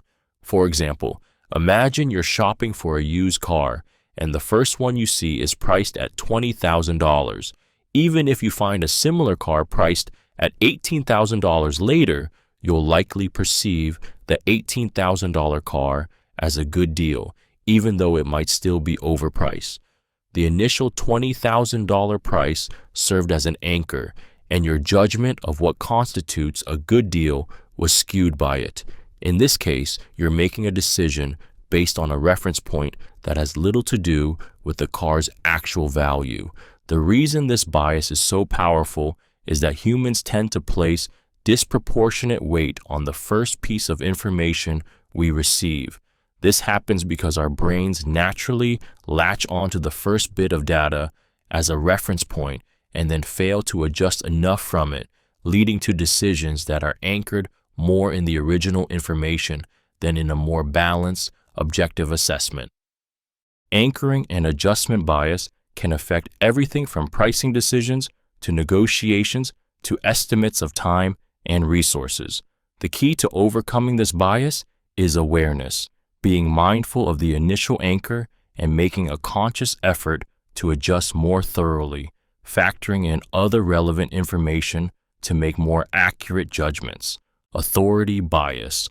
Authority bias is a cognitive bias where we place undue trust in the opinions and judgments of individuals who are perceived as experts or authority figures, simply because of their position or perceived expertise.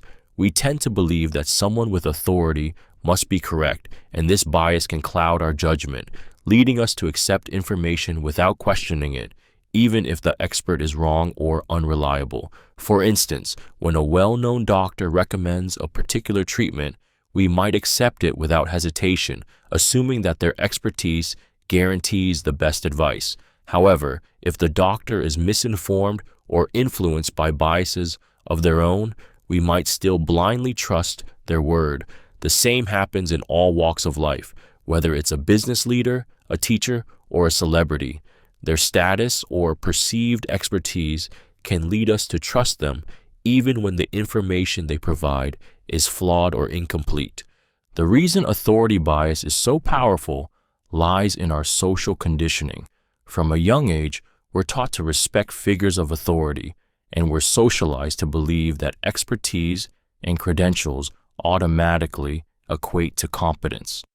While expertise can be invaluable, this bias often prevents us from questioning the information we're given, even when we should. It's why some people fall victim to misleading advertisements, fake news, or manipulative figures who who use their authority to control opinions. In certain situations, authority bias can be helpful, like trusting a doctor with medical advice or a scientist with research findings. However, the danger lies in the blind trust we place in authority figures without critically evaluating their information. Being aware of this bias can help us make more informed, independent decisions rather than simply following authority figures without question. Cognitive dissonance. Cognitive dissonance is the uncomfortable tension we feel when our beliefs, attitudes, or behaviors are in conflict with each other.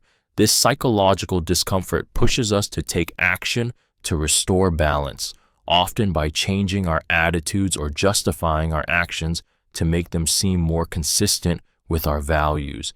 Imagine you're someone who values health, but you just ate an entire pizza. The guilt and inner conflict you feel is cognitive dissonance at work, compelling you to either rationalize the behavior, "I deserve it," or find a way to dismiss the discomfort by shifting your beliefs. Eating this pizza once won't hurt my health. This bias is driven by the human need for internal consistency.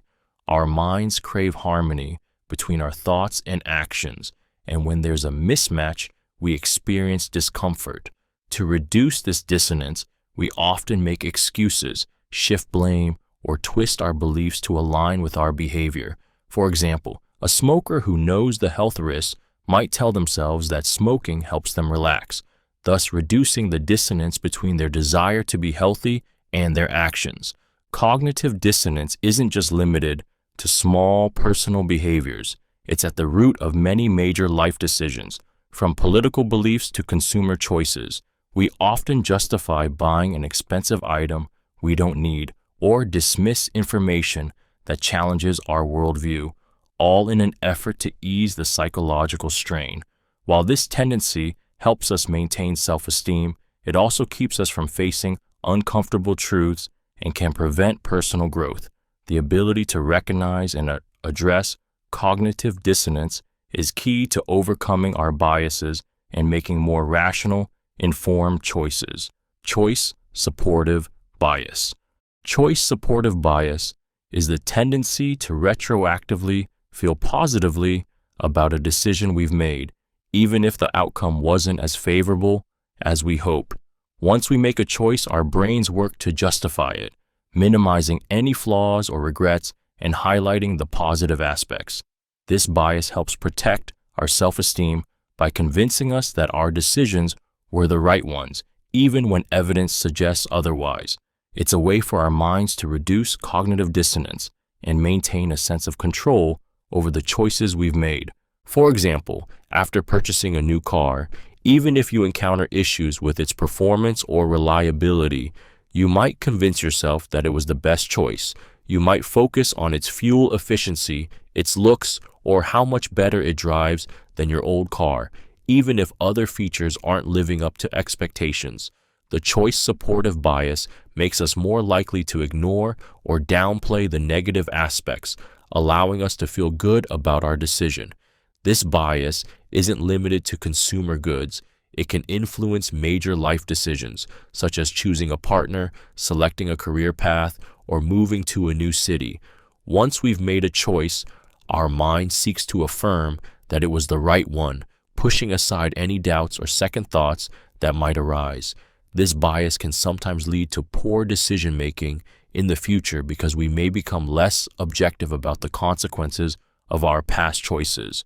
While choice-supportive bias can help us feel more confident and content with our decisions, it also keeps us from learning from mistakes and making more rational choices in the future. We end up with a distorted view of our past actions, which may prevent us from re-evaluating them with a critical eye. Commitment bias. Commitment bias is a psychological tendency where we feel compelled to continue on a path or a course of action after we've already made a commitment, even if that commitment no longer aligns with our best interests or goals.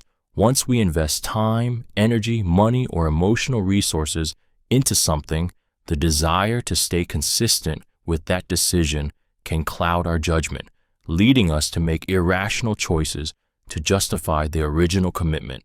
It's as if we are trapped by our past decisions, driven by a need to remain consistent and avoid the discomfort of backing out. Imagine signing up for a gym membership with great enthusiasm, only to find that after a few months, you're no longer interested or motivated to go. But instead of canceling the membership, you continue paying for it each month, telling yourself that eventually you'll get back into the routine. This is commitment bias. Your past commitment to the gym is influencing your current decision, even though the original reason for joining may no longer be relevant. The reason commitment bias is so powerful is rooted in our need for consistency. Humans dislike cognitive dissonance, the mental discomfort that arises when our actions don't align with our beliefs or decisions. To reduce this discomfort, we often rationalize staying committed, even when doing so leads to poor outcomes. This bias is commonly seen in everything from personal goals and relationships to business decisions and consumer behavior. Commitment bias can result in wasted time, money, and emotional energy, especially in situations where continuing to commit only entrenches us in negative or unproductive scenarios. Recognizing this bias can help us become more flexible, allowing us to make better decisions by freeing ourselves from the burden of past commitments that no longer serve us. Conformity bias. Conformity bias is the tendency to align our beliefs, behaviors, or opinions with those of a group, even if doing so contradicts our own judgment or personal values. It's a powerful social force that compels us to fit in, driven by the deep-seated desire for acceptance and fear of rejection. In many cases, we follow the crowd without even realizing it, simply because it feels safer to conform than to stand out or challenge the status quo. Think about a scenario in which you find yourself at a social gathering, and everyone around you is agreeing with a particular viewpoint, perhaps criticizing a public figure or endorsing a controversial product. Even if you have reservations or don't fully agree, you might find yourself nodding along or keeping quiet to avoid being the outlier. This behavior is often unconscious, and it happens because of the intense pressure to align with group norms, whether it's in a work meeting, a classroom, or even in personal relationships. The roots of conformity bias lie in our evolutionary need to belong to a group for survival. In ancient times, being excluded from a group could have dire consequences, so our brains developed a mechanism that favors social harmony and acceptance. While this instinct was once essential for survival, it can be detrimental in modern society, leading us to make poor decisions, perpetuate groupthink, or support harmful behaviors simply to fit in. In extreme cases, conformity bias can lead to collective behavior that's harmful or irrational, as seen in cults, mob mentality, or mass movements. Overcoming this bias requires self-awareness and the courage to question the group, even if it feels uncomfortable. By recognizing the pressure to conform, we can make more independent and thoughtful decisions, standing firm in our beliefs and values. Context effect.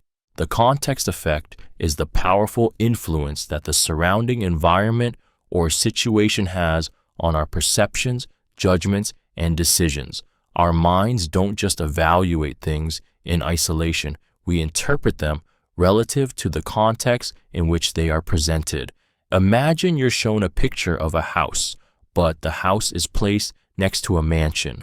Suddenly, that house seems small, even though it might be perfectly average in a different context. This bias alters how we perceive and assess information, leading us to make decisions that are often influenced by the circumstances rather than the object itself. The context effect works because our brains are designed to make comparisons in relation to the environment around us. We are not static, objective evaluators. Instead, we constantly weigh new information against what we already know, what is currently in front of us, or what we're exposed to in the moment. For example, in a store, A $30 shirt may seem expensive if you're looking at it next to a $10 one, but it might seem like a good deal if it's placed next to a $100 shirt. The context changes the way we interpret the price, even though the shirt itself hasn't changed at all. This bias plays a significant role in everything from consumer behavior to social judgments. It shapes how we interpret events, how we feel about products or people, and how we make decisions about everything from purchases to investments. In advertising, marketing, and even politics, the context effect is used deliberately to guide perceptions and influence choices. Understanding the power of context helps us recognize when our judgments are being subtly influenced by external factors, leading us to make decisions that may not be as rational or objective as we think. Curiosity bias. Curiosity bias is the inherent tendency to seek out information that aligns with our personal interests or desires, often at the expense of rational decision-making. It's that irresistible urge to dive deeper into topics or explore details that spark our curiosity, even if those pursuits may not be the most relevant or beneficial. The bias occurs when we prioritize satisfying our natural curiosity over objectively assessing what information is truly important or necessary, sometimes leading us to overemphasize trivial or less impactful details while neglecting the bigger picture. For instance, imagine you're researching a new technology for work. You may become engrossed in every single feature of a product that excites you, like its design or unique functionality, while overlooking more critical factors such as compatibility with your existing systems or its long-term durability. The desire to satisfy your curiosity about certain aspects can steer your attention away from more pressing, practical considerations. This bias isn't just about gathering facts. It can shape how we approach problems and make decisions. For example, when faced with a complex decision, we may focus on researching every little detail that interests us, rather than systematically weighing the factors that truly matter. Curiosity bias can be especially powerful in today's information-driven world, where endless streams of content, social media posts, and news articles compete for our attention. We might chase down intriguing stories or pieces of information that we find captivating, even if they don't help us solve our problems. Though curiosity is a vital trait that drives learning and discovery, when left unchecked, this bias can derail our focus and lead to decision fatigue or misdirection. Instead of focusing on the most relevant data, we end up sidetracked by the allure of the unknown or the desire to dig deeper into fascinating but ultimately less important information. Escalation of commitment. Escalation of commitment is a psychological phenomenon where individuals or organizations continue to invest increasingly larger amounts of time, money, or resources into a failing course of action, simply because they have already committed so much to it. This bias leads us to irrationally persist in a decision, even when evidence clearly suggests that the situation is worsening or that the original decision was a mistake. Rather than cutting their losses, people often double down, convinced that additional effort will eventually pay off. Imagine you've invested years into a business venture that's not yielding the expected returns.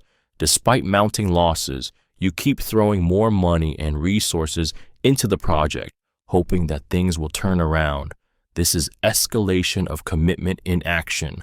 Even though all signs point to failure, the more you invest, the harder it becomes to walk away, driven by the need to justify past investments. The core of this bias is the psychological discomfort of admitting failure. Humans have an inherent aversion to loss, and the more we've invested, the more we feel the pressure to continue in order to avoid the emotional and financial pain of acknowledging that the venture is no longer viable. There's also the hope that by investing more, we can turn things around, even if logic and evidence suggest otherwise. Escalation of commitment can be seen in everything from corporate decisions and public policies to personal relationships and individual projects. It often leads to greater losses, wasted resources, and prolonged dissatisfaction. Recognizing this bias is crucial for making more rational decisions, helping us learn when to cut our losses and move on instead of sinking further into a failing endeavor. Expectation bias. Expectation bias is a cognitive distortion where our preconceived beliefs or expectations influence the way we perceive and interpret new information, often leading to inaccurate conclusions. In essence, we see what we expect to see, not necessarily what is actually there. This bias can shape our experiences and perceptions in powerful ways, distorting reality and reinforcing our existing views, even if they are unfounded or wrong. For example, imagine you've heard from several people that a particular restaurant serves terrible food.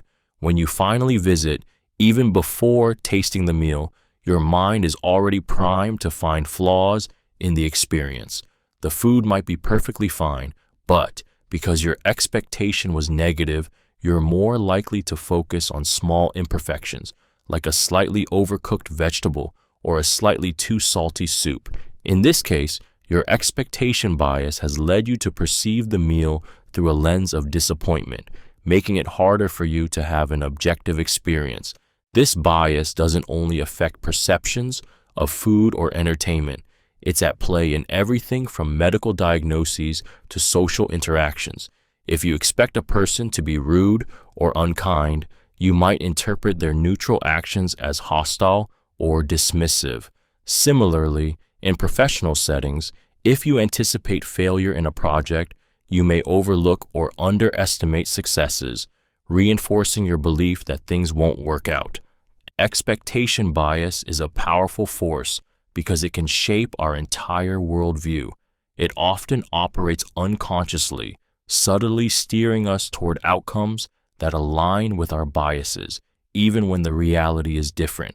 Recognizing this bias is crucial for making more accurate and open-minded decisions, allowing us to break free from the limitations of our own expectations and engage with the world more objectively. Experimenter's bias. Experimenter's bias, also known as researcher bias, occurs when a researcher's expectations or personal beliefs influence the outcome of an experiment, consciously or unconsciously. It's like when a teacher hopes for a particular student to succeed and, without realizing it, subtly nudges them in ways that influence their performance. In scientific research, this bias can distort data collection, interpretation, and even the way results are presented, making the research appear more favorable or aligned with the researcher's hypothesis than it really is. This bias manifests in numerous ways through the way questions are asked, how participants are treated, or how data is interpreted. For example, a researcher might unintentionally give more encouragement to participants they believe will succeed, or might interpret ambiguous data in a way that supports their hypothesis, overlooking data that contradicts it. In clinical trials, this can be especially dangerous, as personal beliefs about the effectiveness of a treatment could lead to data being skewed to support a specific outcome, despite the reality of the situation. Experimenter's bias undermines the integrity of research and results in flawed conclusions, leading to potentially harmful misinformation. Even in fields outside of traditional science, such as business or policy research, this bias can creep in, affecting decisions that are supposed to be based on objective data. Awareness of experimenter's bias is critical in maintaining scientific rigor and trustworthiness. Researchers and all of us in the pursuit of truth must constantly remind ourselves to check our own biases and ensure that our findings are as unbiased and accurate as possible, no matter what the outcome might be. Focusing effect. The focusing effect is a cognitive bias that causes people to place disproportionate importance on a single aspect of an event or decision, ignoring other critical factors that may be equally or more important. When we focus intensely on one element, we tend to overestimate its significance and allow it to disproportionately influence our judgment, leading to decisions that aren't fully informed or balanced. This bias can skew our perception, making us blind to the bigger picture and guiding us to make choices that might not align with our true priorities. For example, when choosing a new apartment, you might become fixated on the size of the kitchen, imagining how wonderful it would be to cook meals in a spacious area. In this case, you might overlook other essential factors like the apartment's location, price, or proximity to work, all of which could be far more important in the long run. The focusing effect narrows your attention, creating a mental tunnel vision that makes it harder to evaluate all aspects of a decision with equal weight. This bias also occurs in the realm of emotions and life events.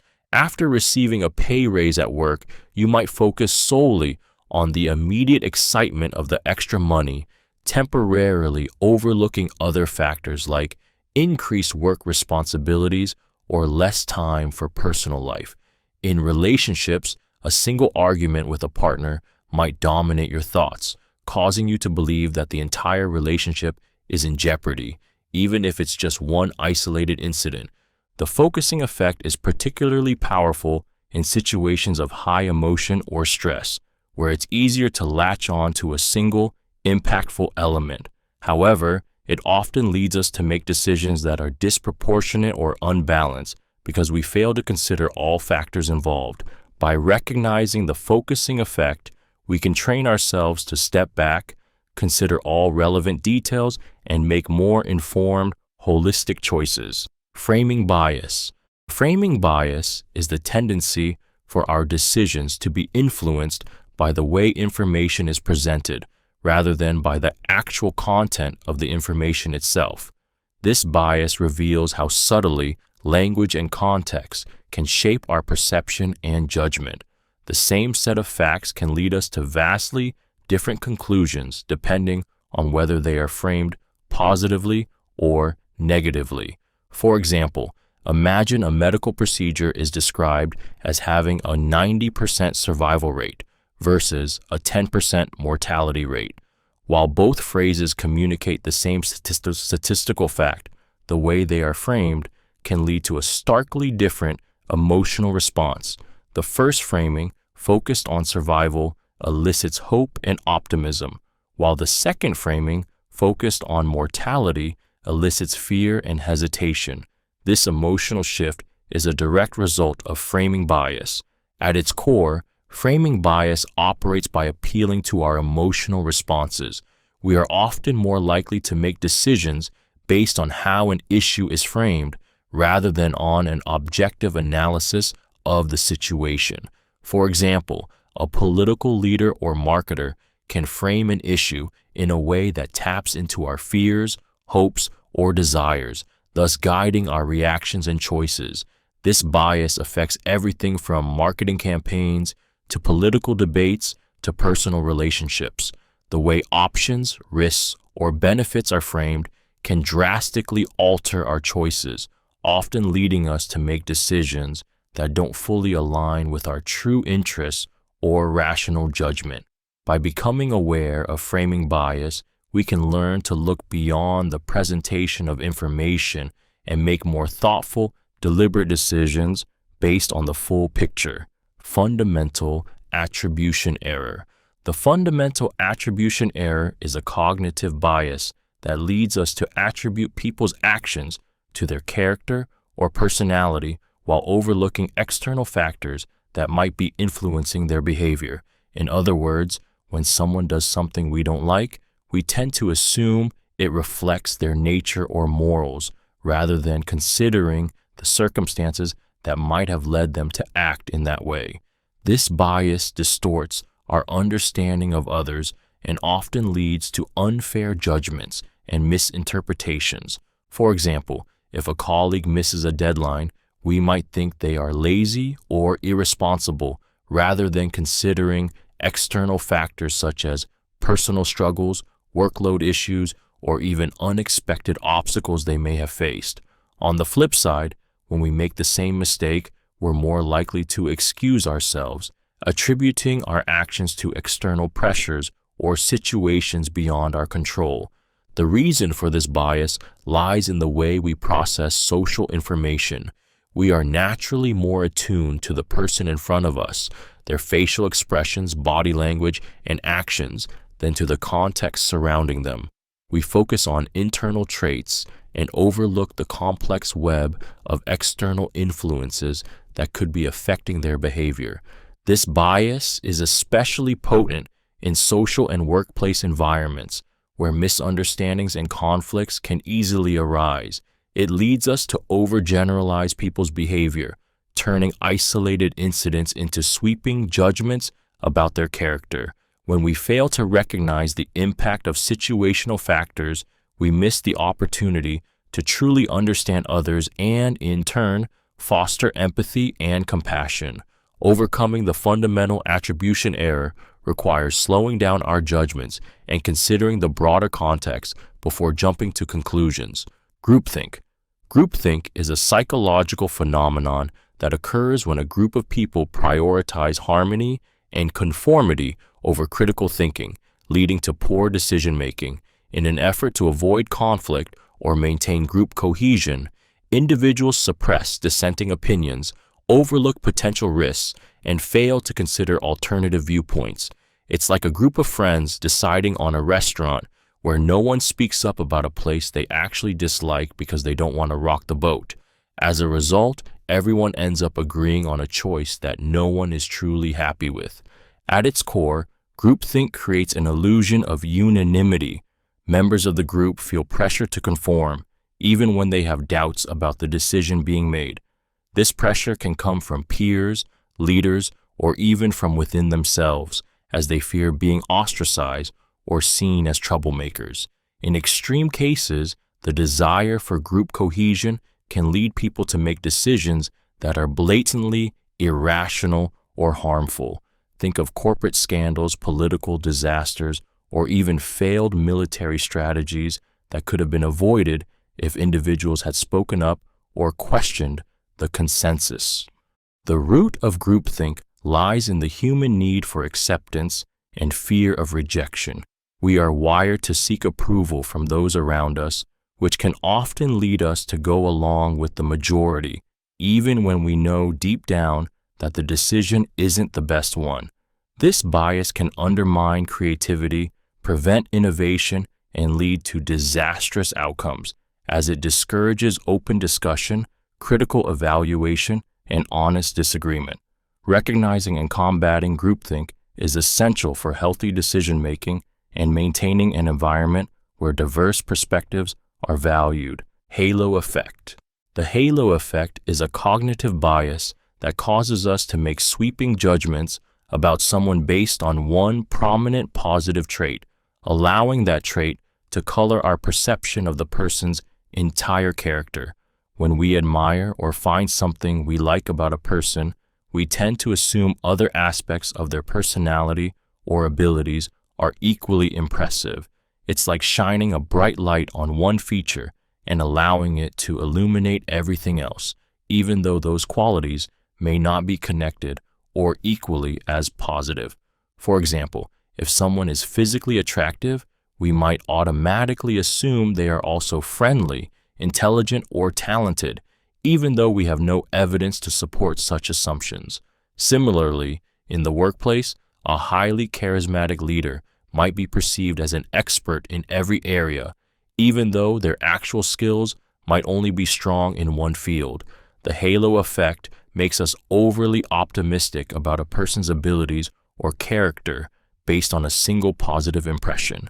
This bias is commonly used in marketing, where companies highlight one standout feature of a product to create a halo effect, leading consumers to believe the product is superior in every other aspect as well. It's also prevalent in school and professional settings, where the first impression of a student or employee can influence how their later work is perceived. A student who performs well in a class might be assumed to excel in all subjects, or an employee with great social skills might be thought to be competent in other areas, even without direct evidence. The halo effect is powerful because it saves us cognitive energy. Instead of evaluating every single aspect of a person or thing separately, we rely on one glowing characteristic to guide our perception. But this shortcut can lead to unfair judgments, causing us to overlook flaws or misjudge abilities, ultimately shaping how we interact with and assess those around us. Herd mentality. Herd mentality, also known as mob mentality, is a powerful psychological phenomenon where individuals tend to align their thoughts, behaviors, and decisions with the group, often without critically evaluating the situation or considering their own preferences. It's the instinctive desire to follow the crowd, particularly in situations where uncertainty or fear is present. People tend to assume that others have more knowledge or better judgment, which makes it easier to simply conform rather than stand out or question the collective decision. Imagine you're at a concert, and when the crowd starts chanting or clapping, you feel the urge to join in, even if you're unsure why. Or consider the stock market, where people buy shares of a company simply because everyone else seems to be doing the same, even if they don't understand the company's fundamentals. This behavior, driven by herd mentality, often leads to collective decisions that are driven more by social pressure and emotional contagion than by reasoned thought. The root of herd mentality lies in our evolutionary need for survival. Early humans were safer when they adhered to group behavior, as it provided protection from predators and fostered cooperation. Today, however, this instinct often leads to conformity, where individuals suppress their own ideas and follow the group's lead, even if the group is making an irrational decision. Herd mentality is evident in everything from fashion trends and social media movements to financial bubbles and political rallies. The bias can lead to dangerous consequences like mass panic, poor investment choices, or misguided groupthink. Recognizing herd mentality allows us to resist social pressure and make more independent, thoughtful decisions rather than simply following the crowd. Hyperbolic discounting. Hyperbolic discounting is a cognitive bias where we tend to prefer smaller, immediate rewards over larger, delayed ones, even when the long-term rewards are far more beneficial. It's a type of impulsivity that makes us discount future rewards at an exaggerated rate, focusing on instant gratification rather than making decisions that would benefit us in the long run. This bias explains why people often make choices that feel good in the moment but end up being detrimental over time. Imagine you're saving for retirement. You know that if you contribute a small amount of money now, it will grow significantly over the years. But instead of saving, you spend that money on a shopping spree, driven by the immediate pleasure of buying something new. The next day, you regret the decision, but the desire for instant gratification overpowers the long-term benefit of saving.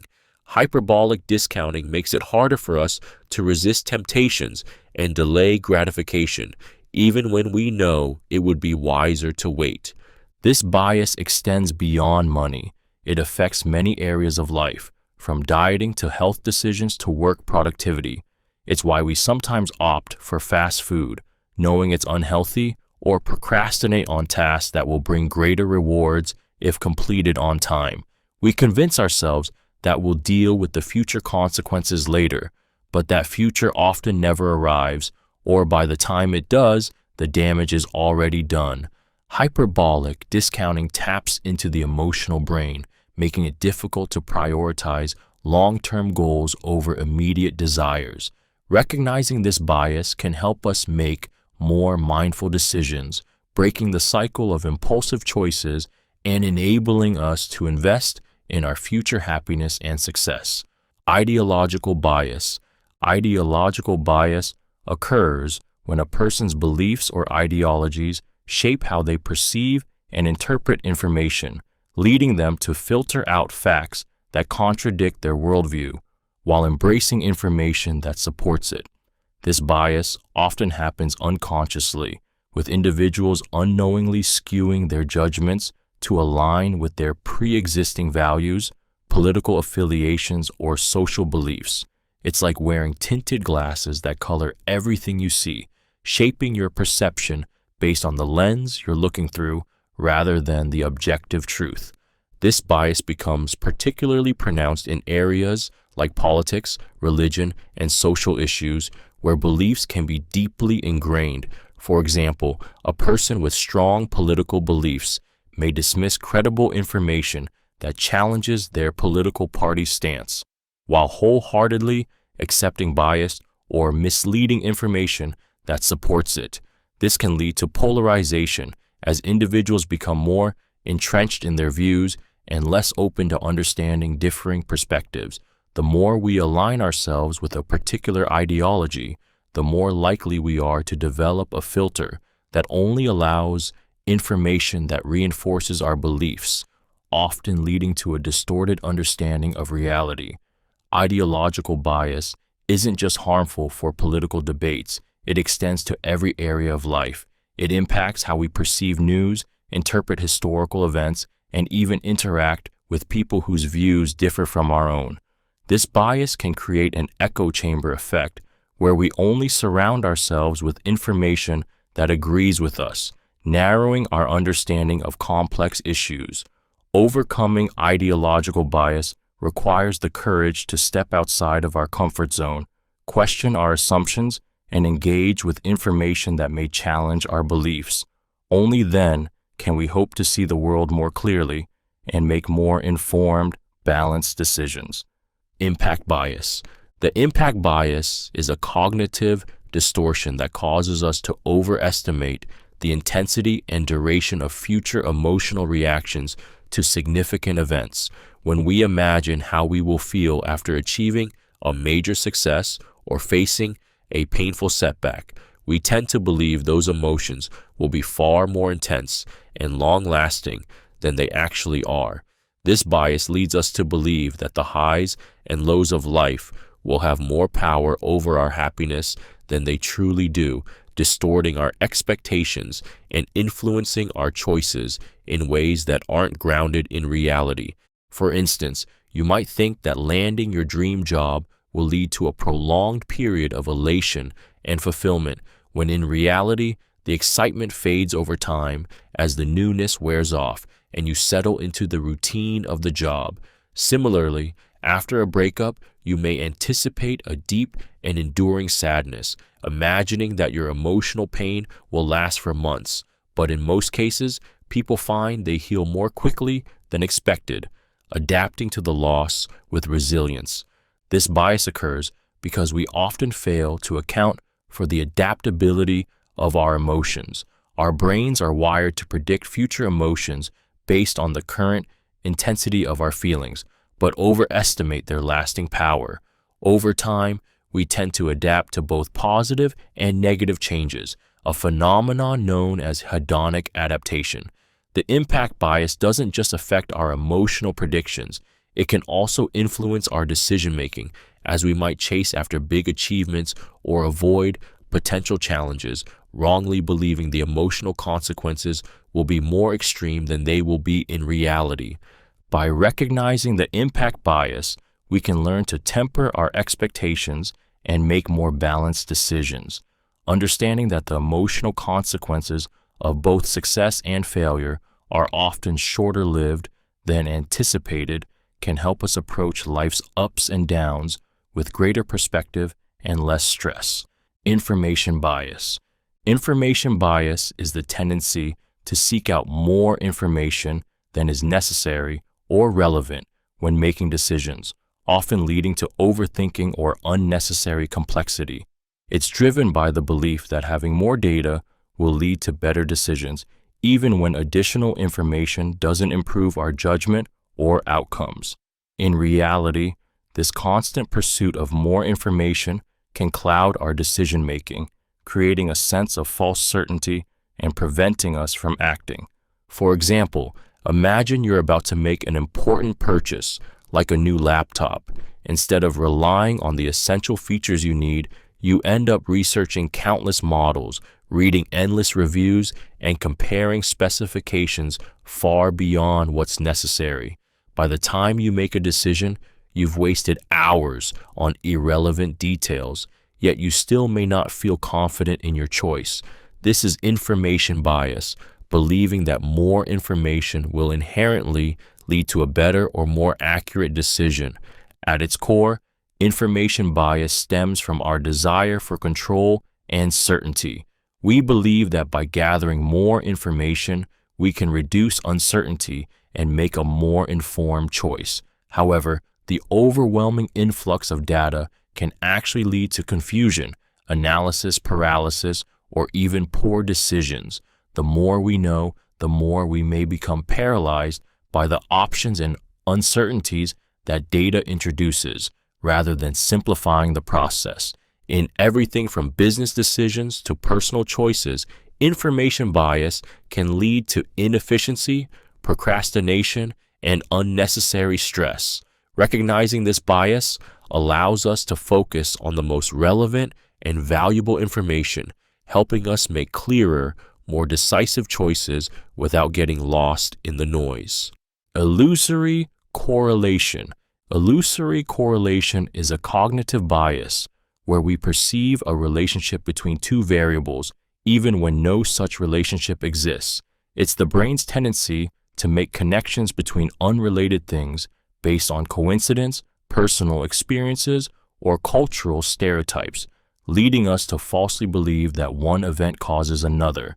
This bias often amplifies our tendencies to spot patterns, even in random data, and can result in irrational beliefs and decisions. For example, you might notice that every time you wear a certain shirt, you have a good day at work. Over time, you might convince yourself that the shirt brings you good luck, even though there's no actual connection between the two events. The illusory correlation has been reinforced in your mind because you've associated the shirt with positive experiences, creating a pattern where none actually exists. This bias is particularly pervasive when it comes to social stereotypes. If you observe one person of a certain group engaging in a negative behavior, you might falsely generalize that behavior to the entire group. For example, associating a specific ethnicity with criminal behavior or assuming a certain profession always leads to wealth and success can be rooted in illusory correlations, where isolated events are misinterpreted as trends. Illusory correlation reinforces prejudices, fosters misconceptions, and distorts our understanding of the world. It's driven by our brain's desire to create order and meaning in the chaos of life, but in doing so, it leads us to make faulty conclusions. By becoming aware of this bias, we can strive to approach situations more objectively, challenging the unfounded connections our minds make and seeking more accurate, evidence-based interpretations. Law of triviality. The law of triviality, also known as Parkinson's law of triviality, suggests that people tend to give disproportionate attention to trivial issues while neglecting more important ones. This bias occurs when a group or organization spends excessive time and energy on simple, inconsequential matters, while more complex, significant decisions are brushed aside. Imagine a committee spending hours debating the color of a new logo while barely acknowledging the critical budget decisions that will determine the success or failure of the project. It's as though the less important details are easier to grasp and discuss, and thus they dominate the conversation, even when they shouldn't. The underlying reason for the law of triviality is rooted in our cognitive comfort. Simpler, less complex issues are easier for most people to understand and make decisions about. A committee member might feel more confident discussing the aesthetics of a project than navigating the intricacies of financial planning. This bias leads to inefficiency, as time and resources are consumed by trivial matters, while the truly vital tasks, often harder to tackle, are overlooked or underemphasized. This effect can be seen in both small organizations and large-scale political or corporate settings. Decisions that seem easy to discuss, such as office design or product packaging, often overshadow the critical, more nuanced issues like strategy, long-term vision, or financial health. The law of triviality reflects our tendency to avoid difficult or uncomfortable decisions by focusing on the easy, digestible ones. By recognizing this bias, we can shift our focus to what truly matters, ensuring that significant issues receive the attention and time they deserve. Linus's blanket bias. Linus blanket bias is a psychological phenomenon where people seek comfort and security in a particular belief or behavior, often because it provides them with a sense of emotional safety, just like a child clinging to a blanket.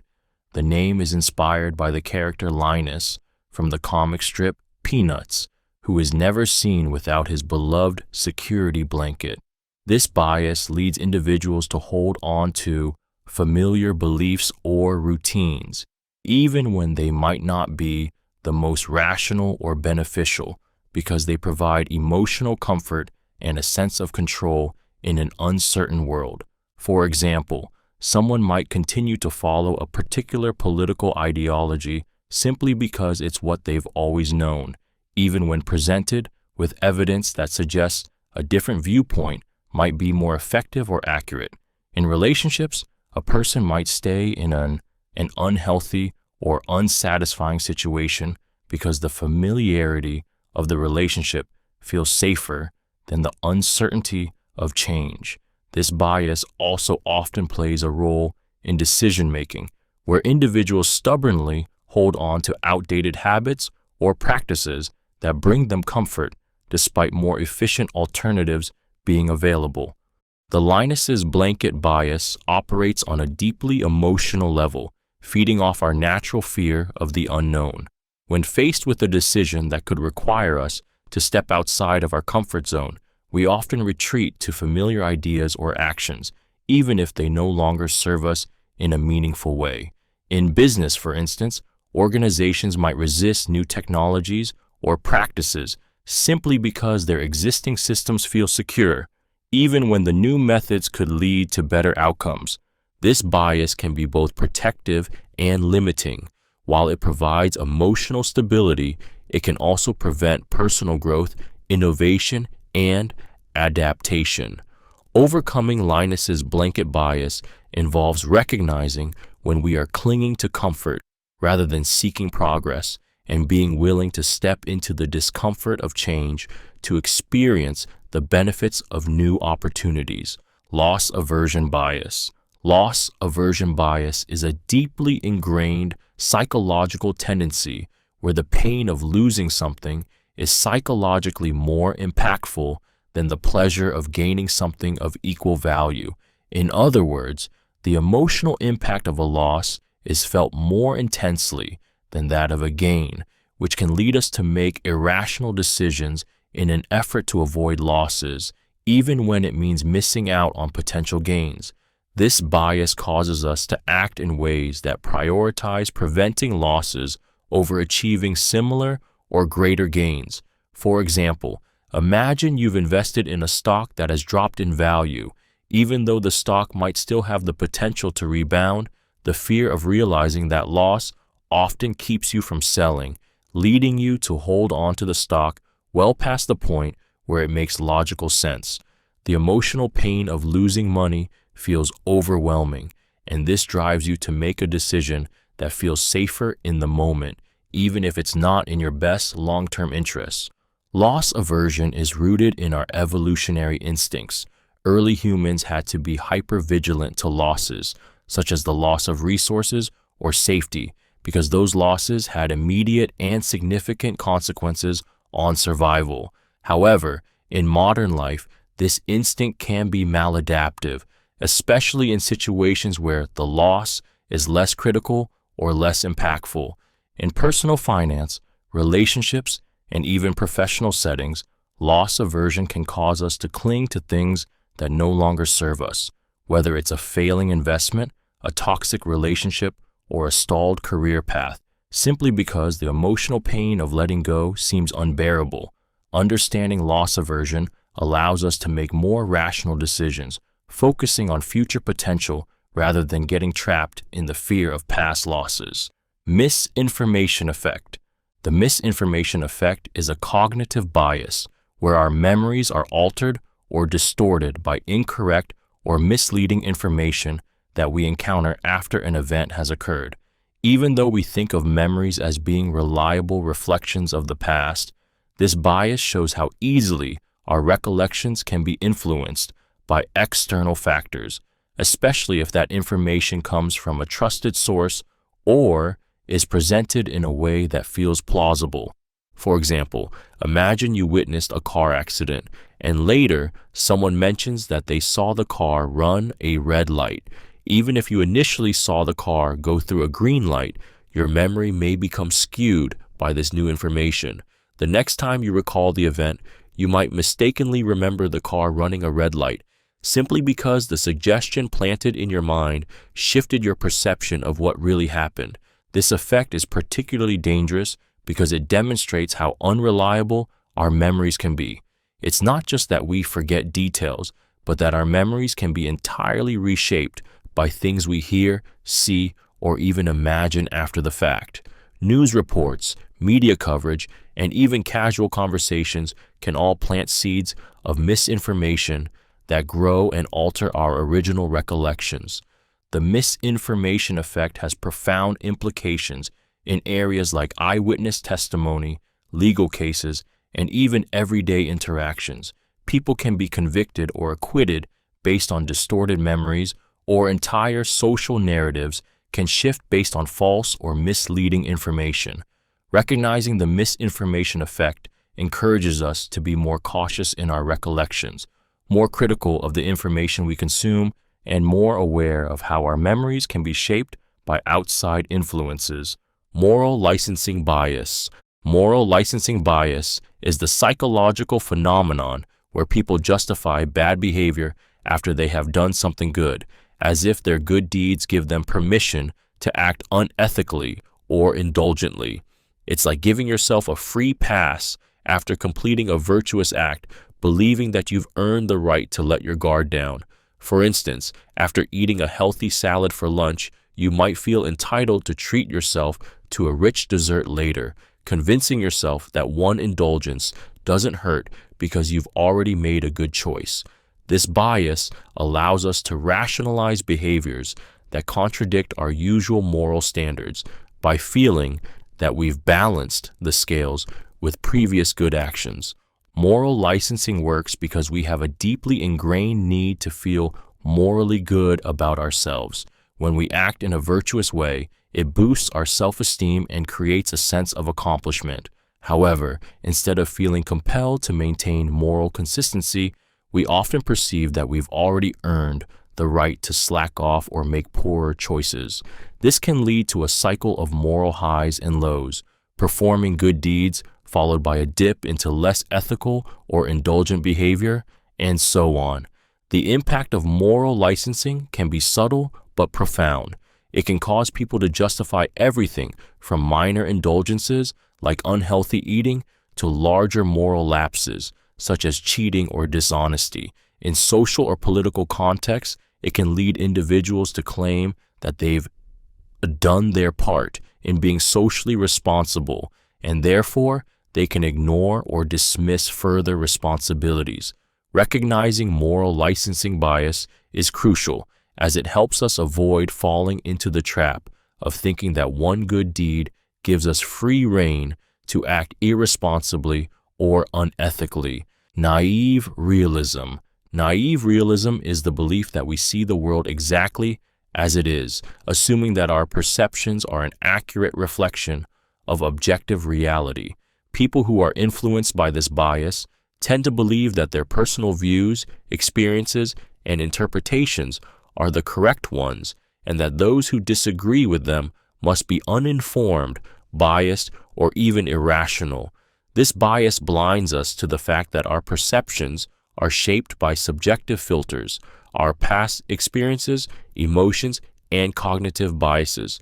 which influence how we interpret the world around us. For example, in a heated political debate, a person might think that their viewpoint is the most logical and rational one, and anyone who holds a different opinion must be misinformed or deliberately misleading. This belief in objective truth leads us to view others' perspectives as fundamentally flawed instead of recognizing that everyone brings their own biases and experiences to the table. In essence, we see ourselves as the neutral observer, while others are seen as biased or irrational. Naive realism affects not only our understanding of the world, but also our interactions with others. It can create divides in relationships, workplaces, and even society at large, as we become entrenched in the belief that our view of reality is universally correct. This bias can prevent meaningful dialogue, as it closes off our willingness to consider different perspectives or admit that our own perceptions might be flawed. The danger of naive realism is that it limits our ability to empathize with others or appreciate the complexity of differing viewpoints. It fosters an environment where disagreement is seen as a personal attack rather than an opportunity for growth and understanding. Recognizing and overcoming naive realism allows us to approach situations with more openness and humility, acknowledging that our view of the world is just one of many possible interpretations. Normative bias. Normative bias is the tendency to make judgments based on what is considered normal or acceptable within a particular social group or culture, rather than relying on objective evidence or personal values. It stems from our deep-seated desire to conform to social norms and adhere to the expectations of those around us. This bias can lead us to make decisions that align more with societal standards or popular opinions, rather than choices that are truly aligned with our individual needs or the best course of action. For instance, imagine you're in a group of friends who all value certain material possessions, like the latest gadgets or luxury items. Even if you don't feel a personal need for these things, the pressure to fit in may lead you to purchase them simply to conform to the group's norms. This is normative bias, making choices based on the desire to fit in rather than considering your own preferences, financial health, or personal goals. The reason normative bias is so powerful is because humans are inherently social beings. We seek approval, belonging, and validation from our peers, and this instinct can sometimes lead us to make decisions that don't serve us well. In many cases, our judgment is swayed by what others around us deem to be normal or expected behavior, even if it goes against our true desires or logic. In areas like career choices, relationships, and even consumer behavior, normative bias can cause us to follow societal trends rather than pursue what truly aligns with our personal values. Recognizing normative bias helps us break free from the pressure to conform and make more independent, authentic decisions based on what we genuinely want and need rather than what others expect of us. Ostrich effect. The ostrich effect is a cognitive bias where people avoid negative information or situations because facing them feels too uncomfortable. Just like an ostrich supposedly buries its head in the sand to avoid danger, we often choose to ignore issues or facts that might cause us distress, anxiety, or discomfort. Instead of confronting problems directly, we bury our heads in the sand, hoping they will go away or resolve themselves without our intervention. This bias can be seen in many areas of life. For example, someone who is struggling with their finances may avoid looking at their bank account or checking credit card statements, hoping that the debt will somehow resolve itself without needing to take action. Similarly, in relationships, people may avoid difficult conversations, such as addressing conflicts or discussing feelings, because they fear confrontation or unpleasant emotions. The problem, however, is that by ignoring these issues, they tend to grow bigger, often making the eventual confrontation more painful and difficult. The ostrich effect can also play out in the workplace, where employees might avoid addressing performance issues or delaying difficult decisions about career paths, hoping that circumstances will improve on their own. This avoidance can lead to missed opportunities for improvement and growth, as the longer you wait to address the problem, the more entrenched it becomes. While the ostrich effect can offer temporary relief, it ultimately prevents us from facing reality and taking control of our lives. It keeps us trapped in a cycle of avoidance, preventing growth and resolution. Overcoming this bias requires courage and a willingness to face discomfort head-on, embracing the difficult truths that can lead to meaningful change. Over-justification effect. The over-justification effect occurs when an external reward or incentive diminishes a person's intrinsic motivation to perform an activity. Essentially, when people are offered external rewards, such as money or praise, for something they already enjoy doing, their internal drive to engage in the activity can decrease. Imagine a child who loves drawing and spends hours doing it for fun, but once they start receiving rewards, like money for each drawing, their intrinsic enjoyment can fade. They begin to see the activity as a task or a means to an end, rather than something they naturally love. This bias happens because external rewards shift the focus away from the enjoyment of the activity itself and place it on the external outcome. When people start associating their actions with rewards, they lose sight of why they were doing it in the first place. It's as if the joy of drawing gets overshadowed by the desire to earn money, and the act itself becomes secondary. This effect is particularly common in education, parenting, and the workplace, where extrinsic rewards are often used to motivate people to achieve certain goals or tasks. The over-justification effect can have long-term consequences. In schools, students who are constantly rewarded for studying might start to associate learning with rewards rather than the inherent value of knowledge itself. In the workplace, employees who are overly rewarded for tasks they already find fulfilling might eventually lose their passion for the work, leading to burnout or disengagement. This bias teaches us that motivation, especially intrinsic motivation, can be fragile. To avoid it, we need to strike a balance, ensuring that rewards don't overshadow the joy or purpose of the activity. Over-reliance on intuition. Over-reliance on intuition is a cognitive bias that occurs when we place too much trust in our gut feelings, instincts, or hunches, believing that our inner sense of knowing is more reliable than it actually is. While intuition can be a valuable tool in certain situations, especially those requiring quick decisions or relying on accumulated experience, this bias can lead to poor decision-making when we blindly follow our feelings without critically evaluating the facts or considering alternative perspectives. It's the human tendency to assume that our subconscious mind always holds the right answers, even when it's based on limited information or biased judgment. For example, imagine you're hiring a candidate for a job, and despite their qualifications and experience being a perfect match, you get a bad vibe from them during the interview. Your gut tells you not to hire them, so you dismiss all the objective factors in favor of that feeling. This intuitive decision may lead you to overlook someone who could have been the ideal fit, simply because you trusted your intuition over a more rational, data-driven approach.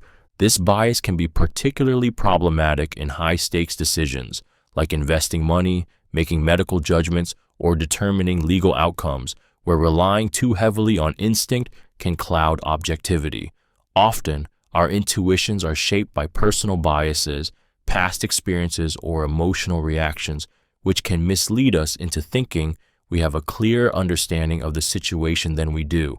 While intuition is often a helpful tool for navigating day-to-day life, over-relying on it without verification can lead to costly mistakes. it can keep us from looking at problems critically or seeking advice from experts simply because we believe our instincts are sufficient. Recognizing the limits of intuition allows us to balance our gut feelings with careful analysis and thoughtful consideration, making us better equipped to navigate complex decisions. Parkinson's Law. Parkinson's Law is a strikingly simple yet powerful principle that states work expands to fill the time available for its completion. In essence, the more time we allocate to a task, the longer it will take, regardless of the task's actual complexity or urgency. This bias reflects how we tend to procrastinate, overcomplicate, or simply stretch out our efforts to make use of all the time we've set aside, often leading to inefficiency and unnecessary delays. Consider a work project with a deadline that's set far in the future. Initially, you might feel relaxed, assuming you have plenty of time to finish. But as the deadline approaches, you find yourself scrambling, adding extra steps or perfecting details that aren't essential simply because you've created the illusion of needing more time to get it right. This is Parkinson's Law in action. At its core, Parkinson's Law taps into the human tendency to allow time to define the scope of our work, rather than the other way around. It highlights how we can easily inflate the complexity of tasks when we have an abundance of time, and how we often avoid urgency or focus by spreading work unnecessarily. The implications of Parkinson's Law are far-reaching.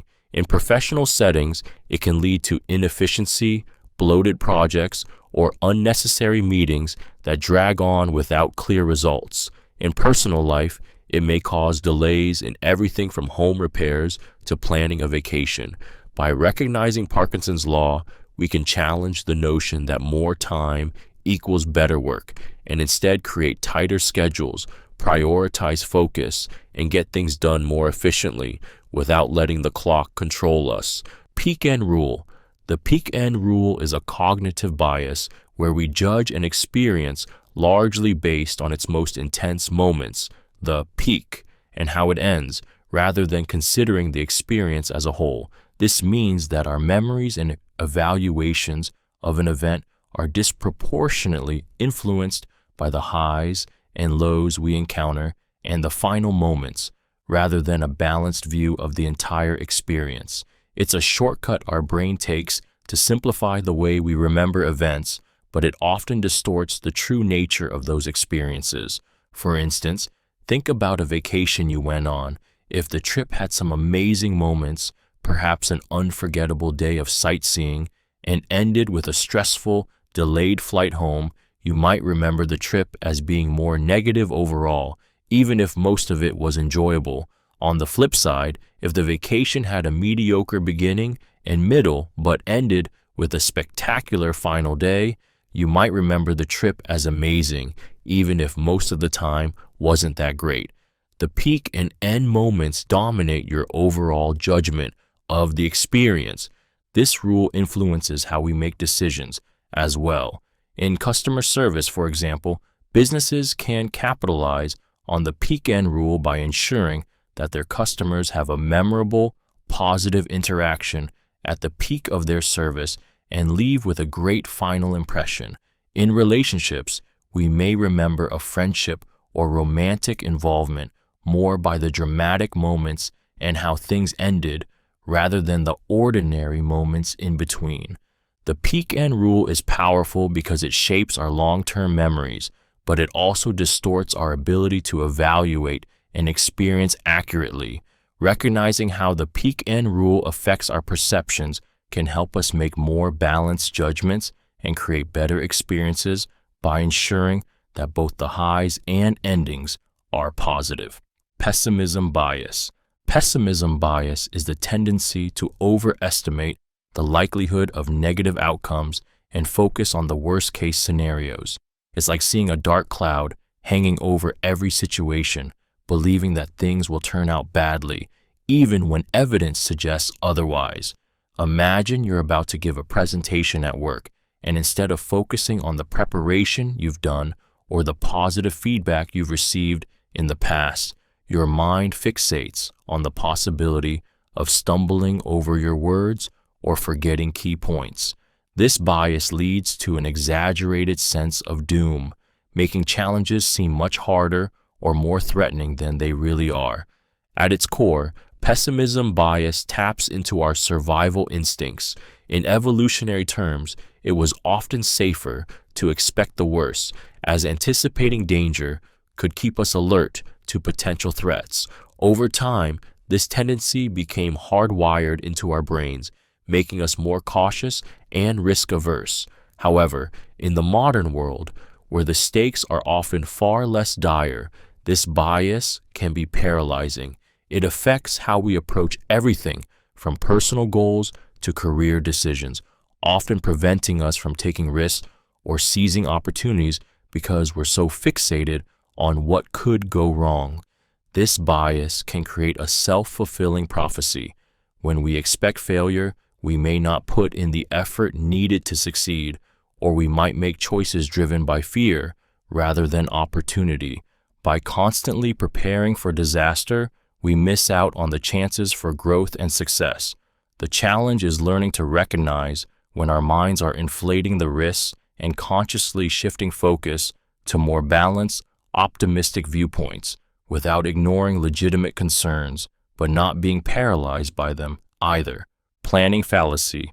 The planning fallacy is a cognitive bias that causes us to consistently underestimate the time, costs, and risks involved in completing a task, while overestimating our ability to complete it.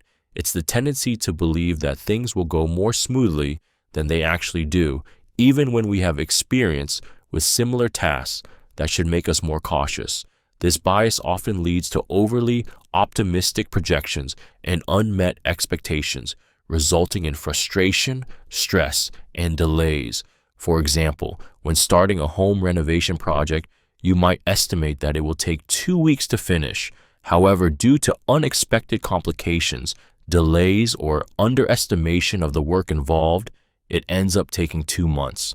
Despite having knowledge of potential setbacks, the planning fallacy makes us blind to those possibilities and causes us to envision an unrealistically smooth process. The planning fallacy occurs because of a combination of factors, including our desire to think optimistically, a tendency to focus on the best-case scenario, and a failure to account for the potential obstacles that could arise. We often rely too heavily on our past successes, overlooking the unpredictable variables that inevitably emerge when executing a plan. This bias can also cause us to ignore historical data or feedback, which could provide a more accurate estimate of how long something might take. This bias is common in everything from project management and event planning to personal goals and even academic deadlines. While the planning fallacy can drive us to set ambitious goals, it often leaves us unprepared for the challenges ahead. Acknowledging this bias and adjusting our expectations by building in extra time and resources can help us make more realistic plans and avoid the disappointment that often accompanies unmet deadlines. Projection bias. Projection bias is the tendency to assume that others share our thoughts, feelings, and perspectives, projecting our own experiences, desires, or preferences onto them.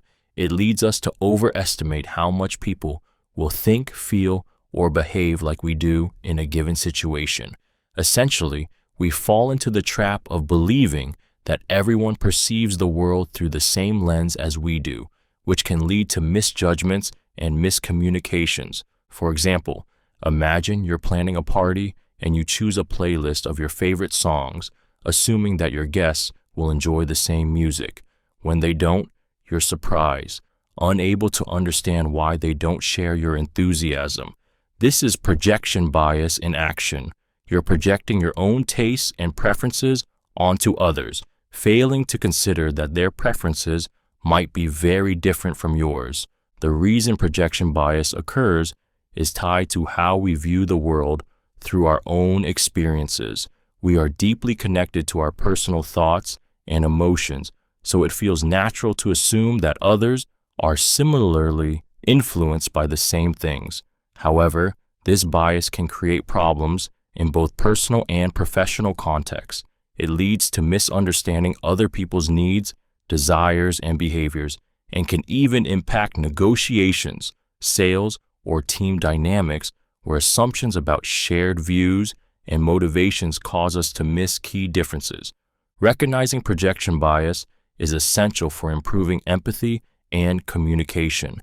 By acknowledging that others may not think or feel the same way we do, we can make more thoughtful decisions, understand others more clearly, and avoid unnecessary conflicts or mistakes based on faulty assumptions. Reactance. Reactance is a psychological bias where we become motivated to do the opposite of what we're told, especially when we perceive that our freedom or autonomy is being threatened. It's the mental and emotional response that arises when we feel coerced, manipulated, or restricted in our choices. In these moments, we push back against authority or external pressures, often choosing actions or beliefs that are contrary to the ones being imposed on us. Imagine being told that you must do something, whether it's a rule at work, a directive from a parent, or an advertisement telling you exactly how to live your life. Even if the request is reasonable, simply being told what to do can trigger reactance.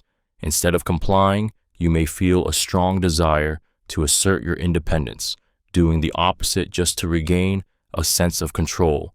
For example, if someone insists that you try a particular product, you may end up rejecting it simply because you're told it's the best. Reactance is deeply rooted in our need for autonomy.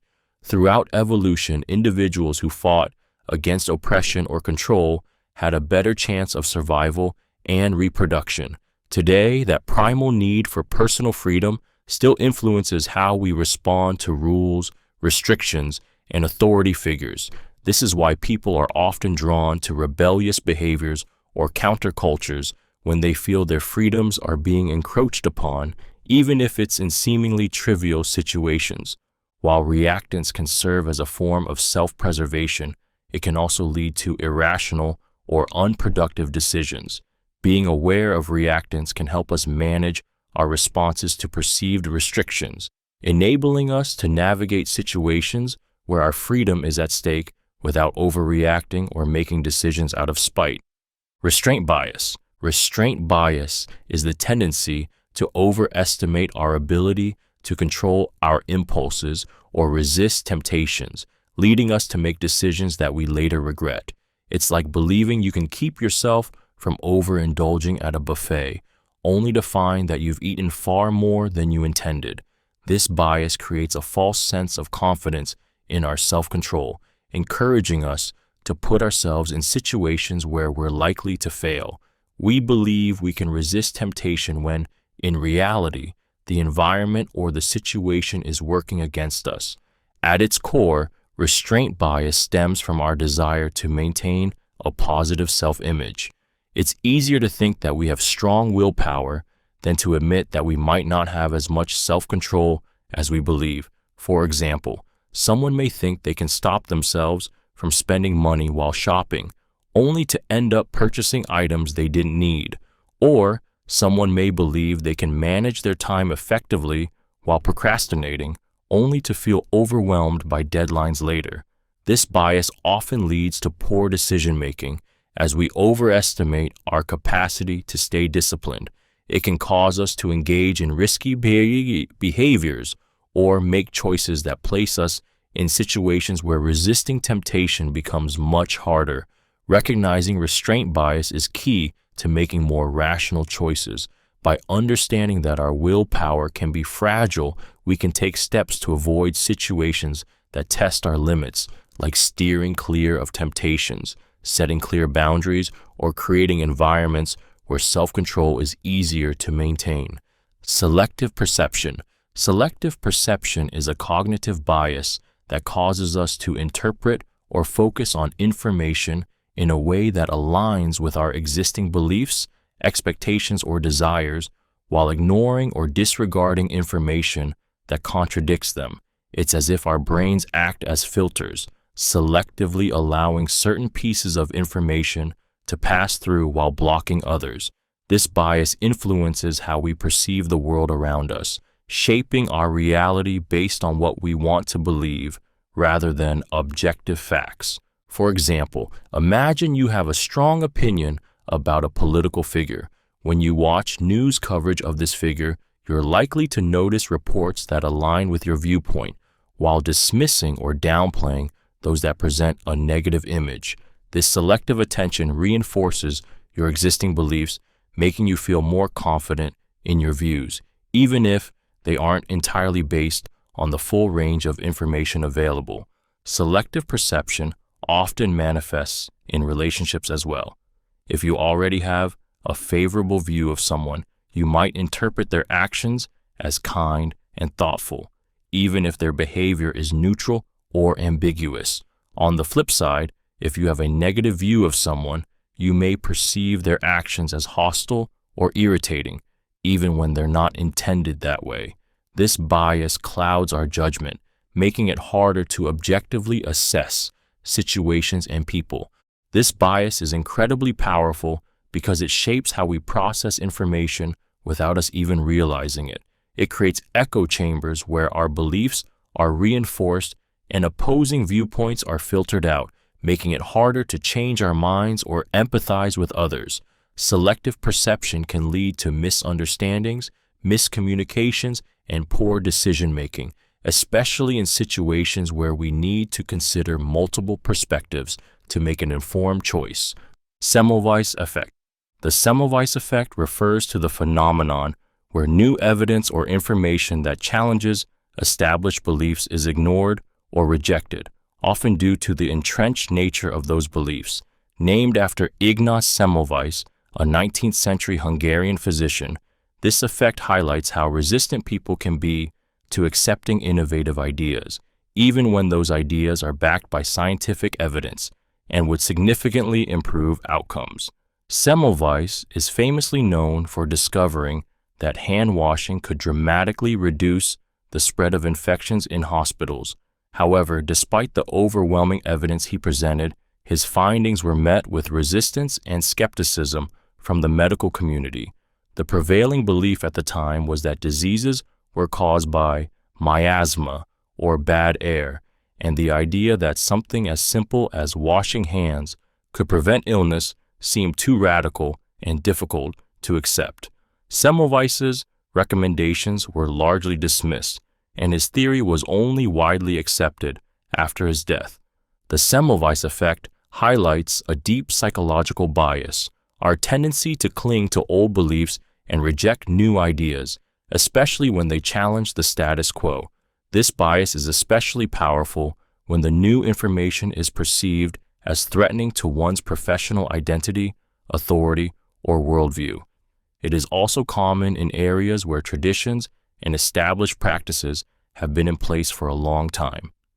This bias can be seen in all walks of life, from scientific fields to politics to personal relationships, where new perspectives or modern solutions are often rejected simply because they are unfamiliar. Recognizing the Semmelweis effect can help us be more open-minded and willing to embrace new, evidence-based ideas, even when they challenge long-held beliefs. Social proof. Social proof is a powerful psychological phenomenon where we look to others to guide our own behaviors, especially in situations where we are uncertain about what to do. Essentially, we believe that if many people are doing something or endorsing an idea, it must be the right thing to do. This bias exploits our natural inclination to follow the crowd, trusting that others have more knowledge, experience, or insight into a situation than we do. For example, think about a restaurant in a busy area with a line out the door. Even if you don't know anything about the food or service, you're likely to assume that the long line indicates a high-quality experience, and you might decide to join the queue without much thought. The same happens when we see product reviews, trending hashtags, or viral challenges. When we see a large group of people engaging with something, our brain interprets this as a sign that it's worth our time, making us more likely to participate, purchase, or agree. Social proof is deeply embedded in our social nature. We evolved in groups where survival often depended on collective behavior. If others were doing something, it might have been because it was the right choice. In today's world, this manifests in everything from online shopping to social media trends, where we make decisions based on what others are doing or saying, rather than relying solely on our own independent judgment. However, social proof isn't always reliable. Just because something is popular doesn't mean it's the best choice. Popularity can be driven by trends, manipulation, or herd mentality rather than actual quality or value. By recognizing the influence of social proof, we can become more mindful of our choices, ensuring they are based on genuine value and not just the pull of the crowd.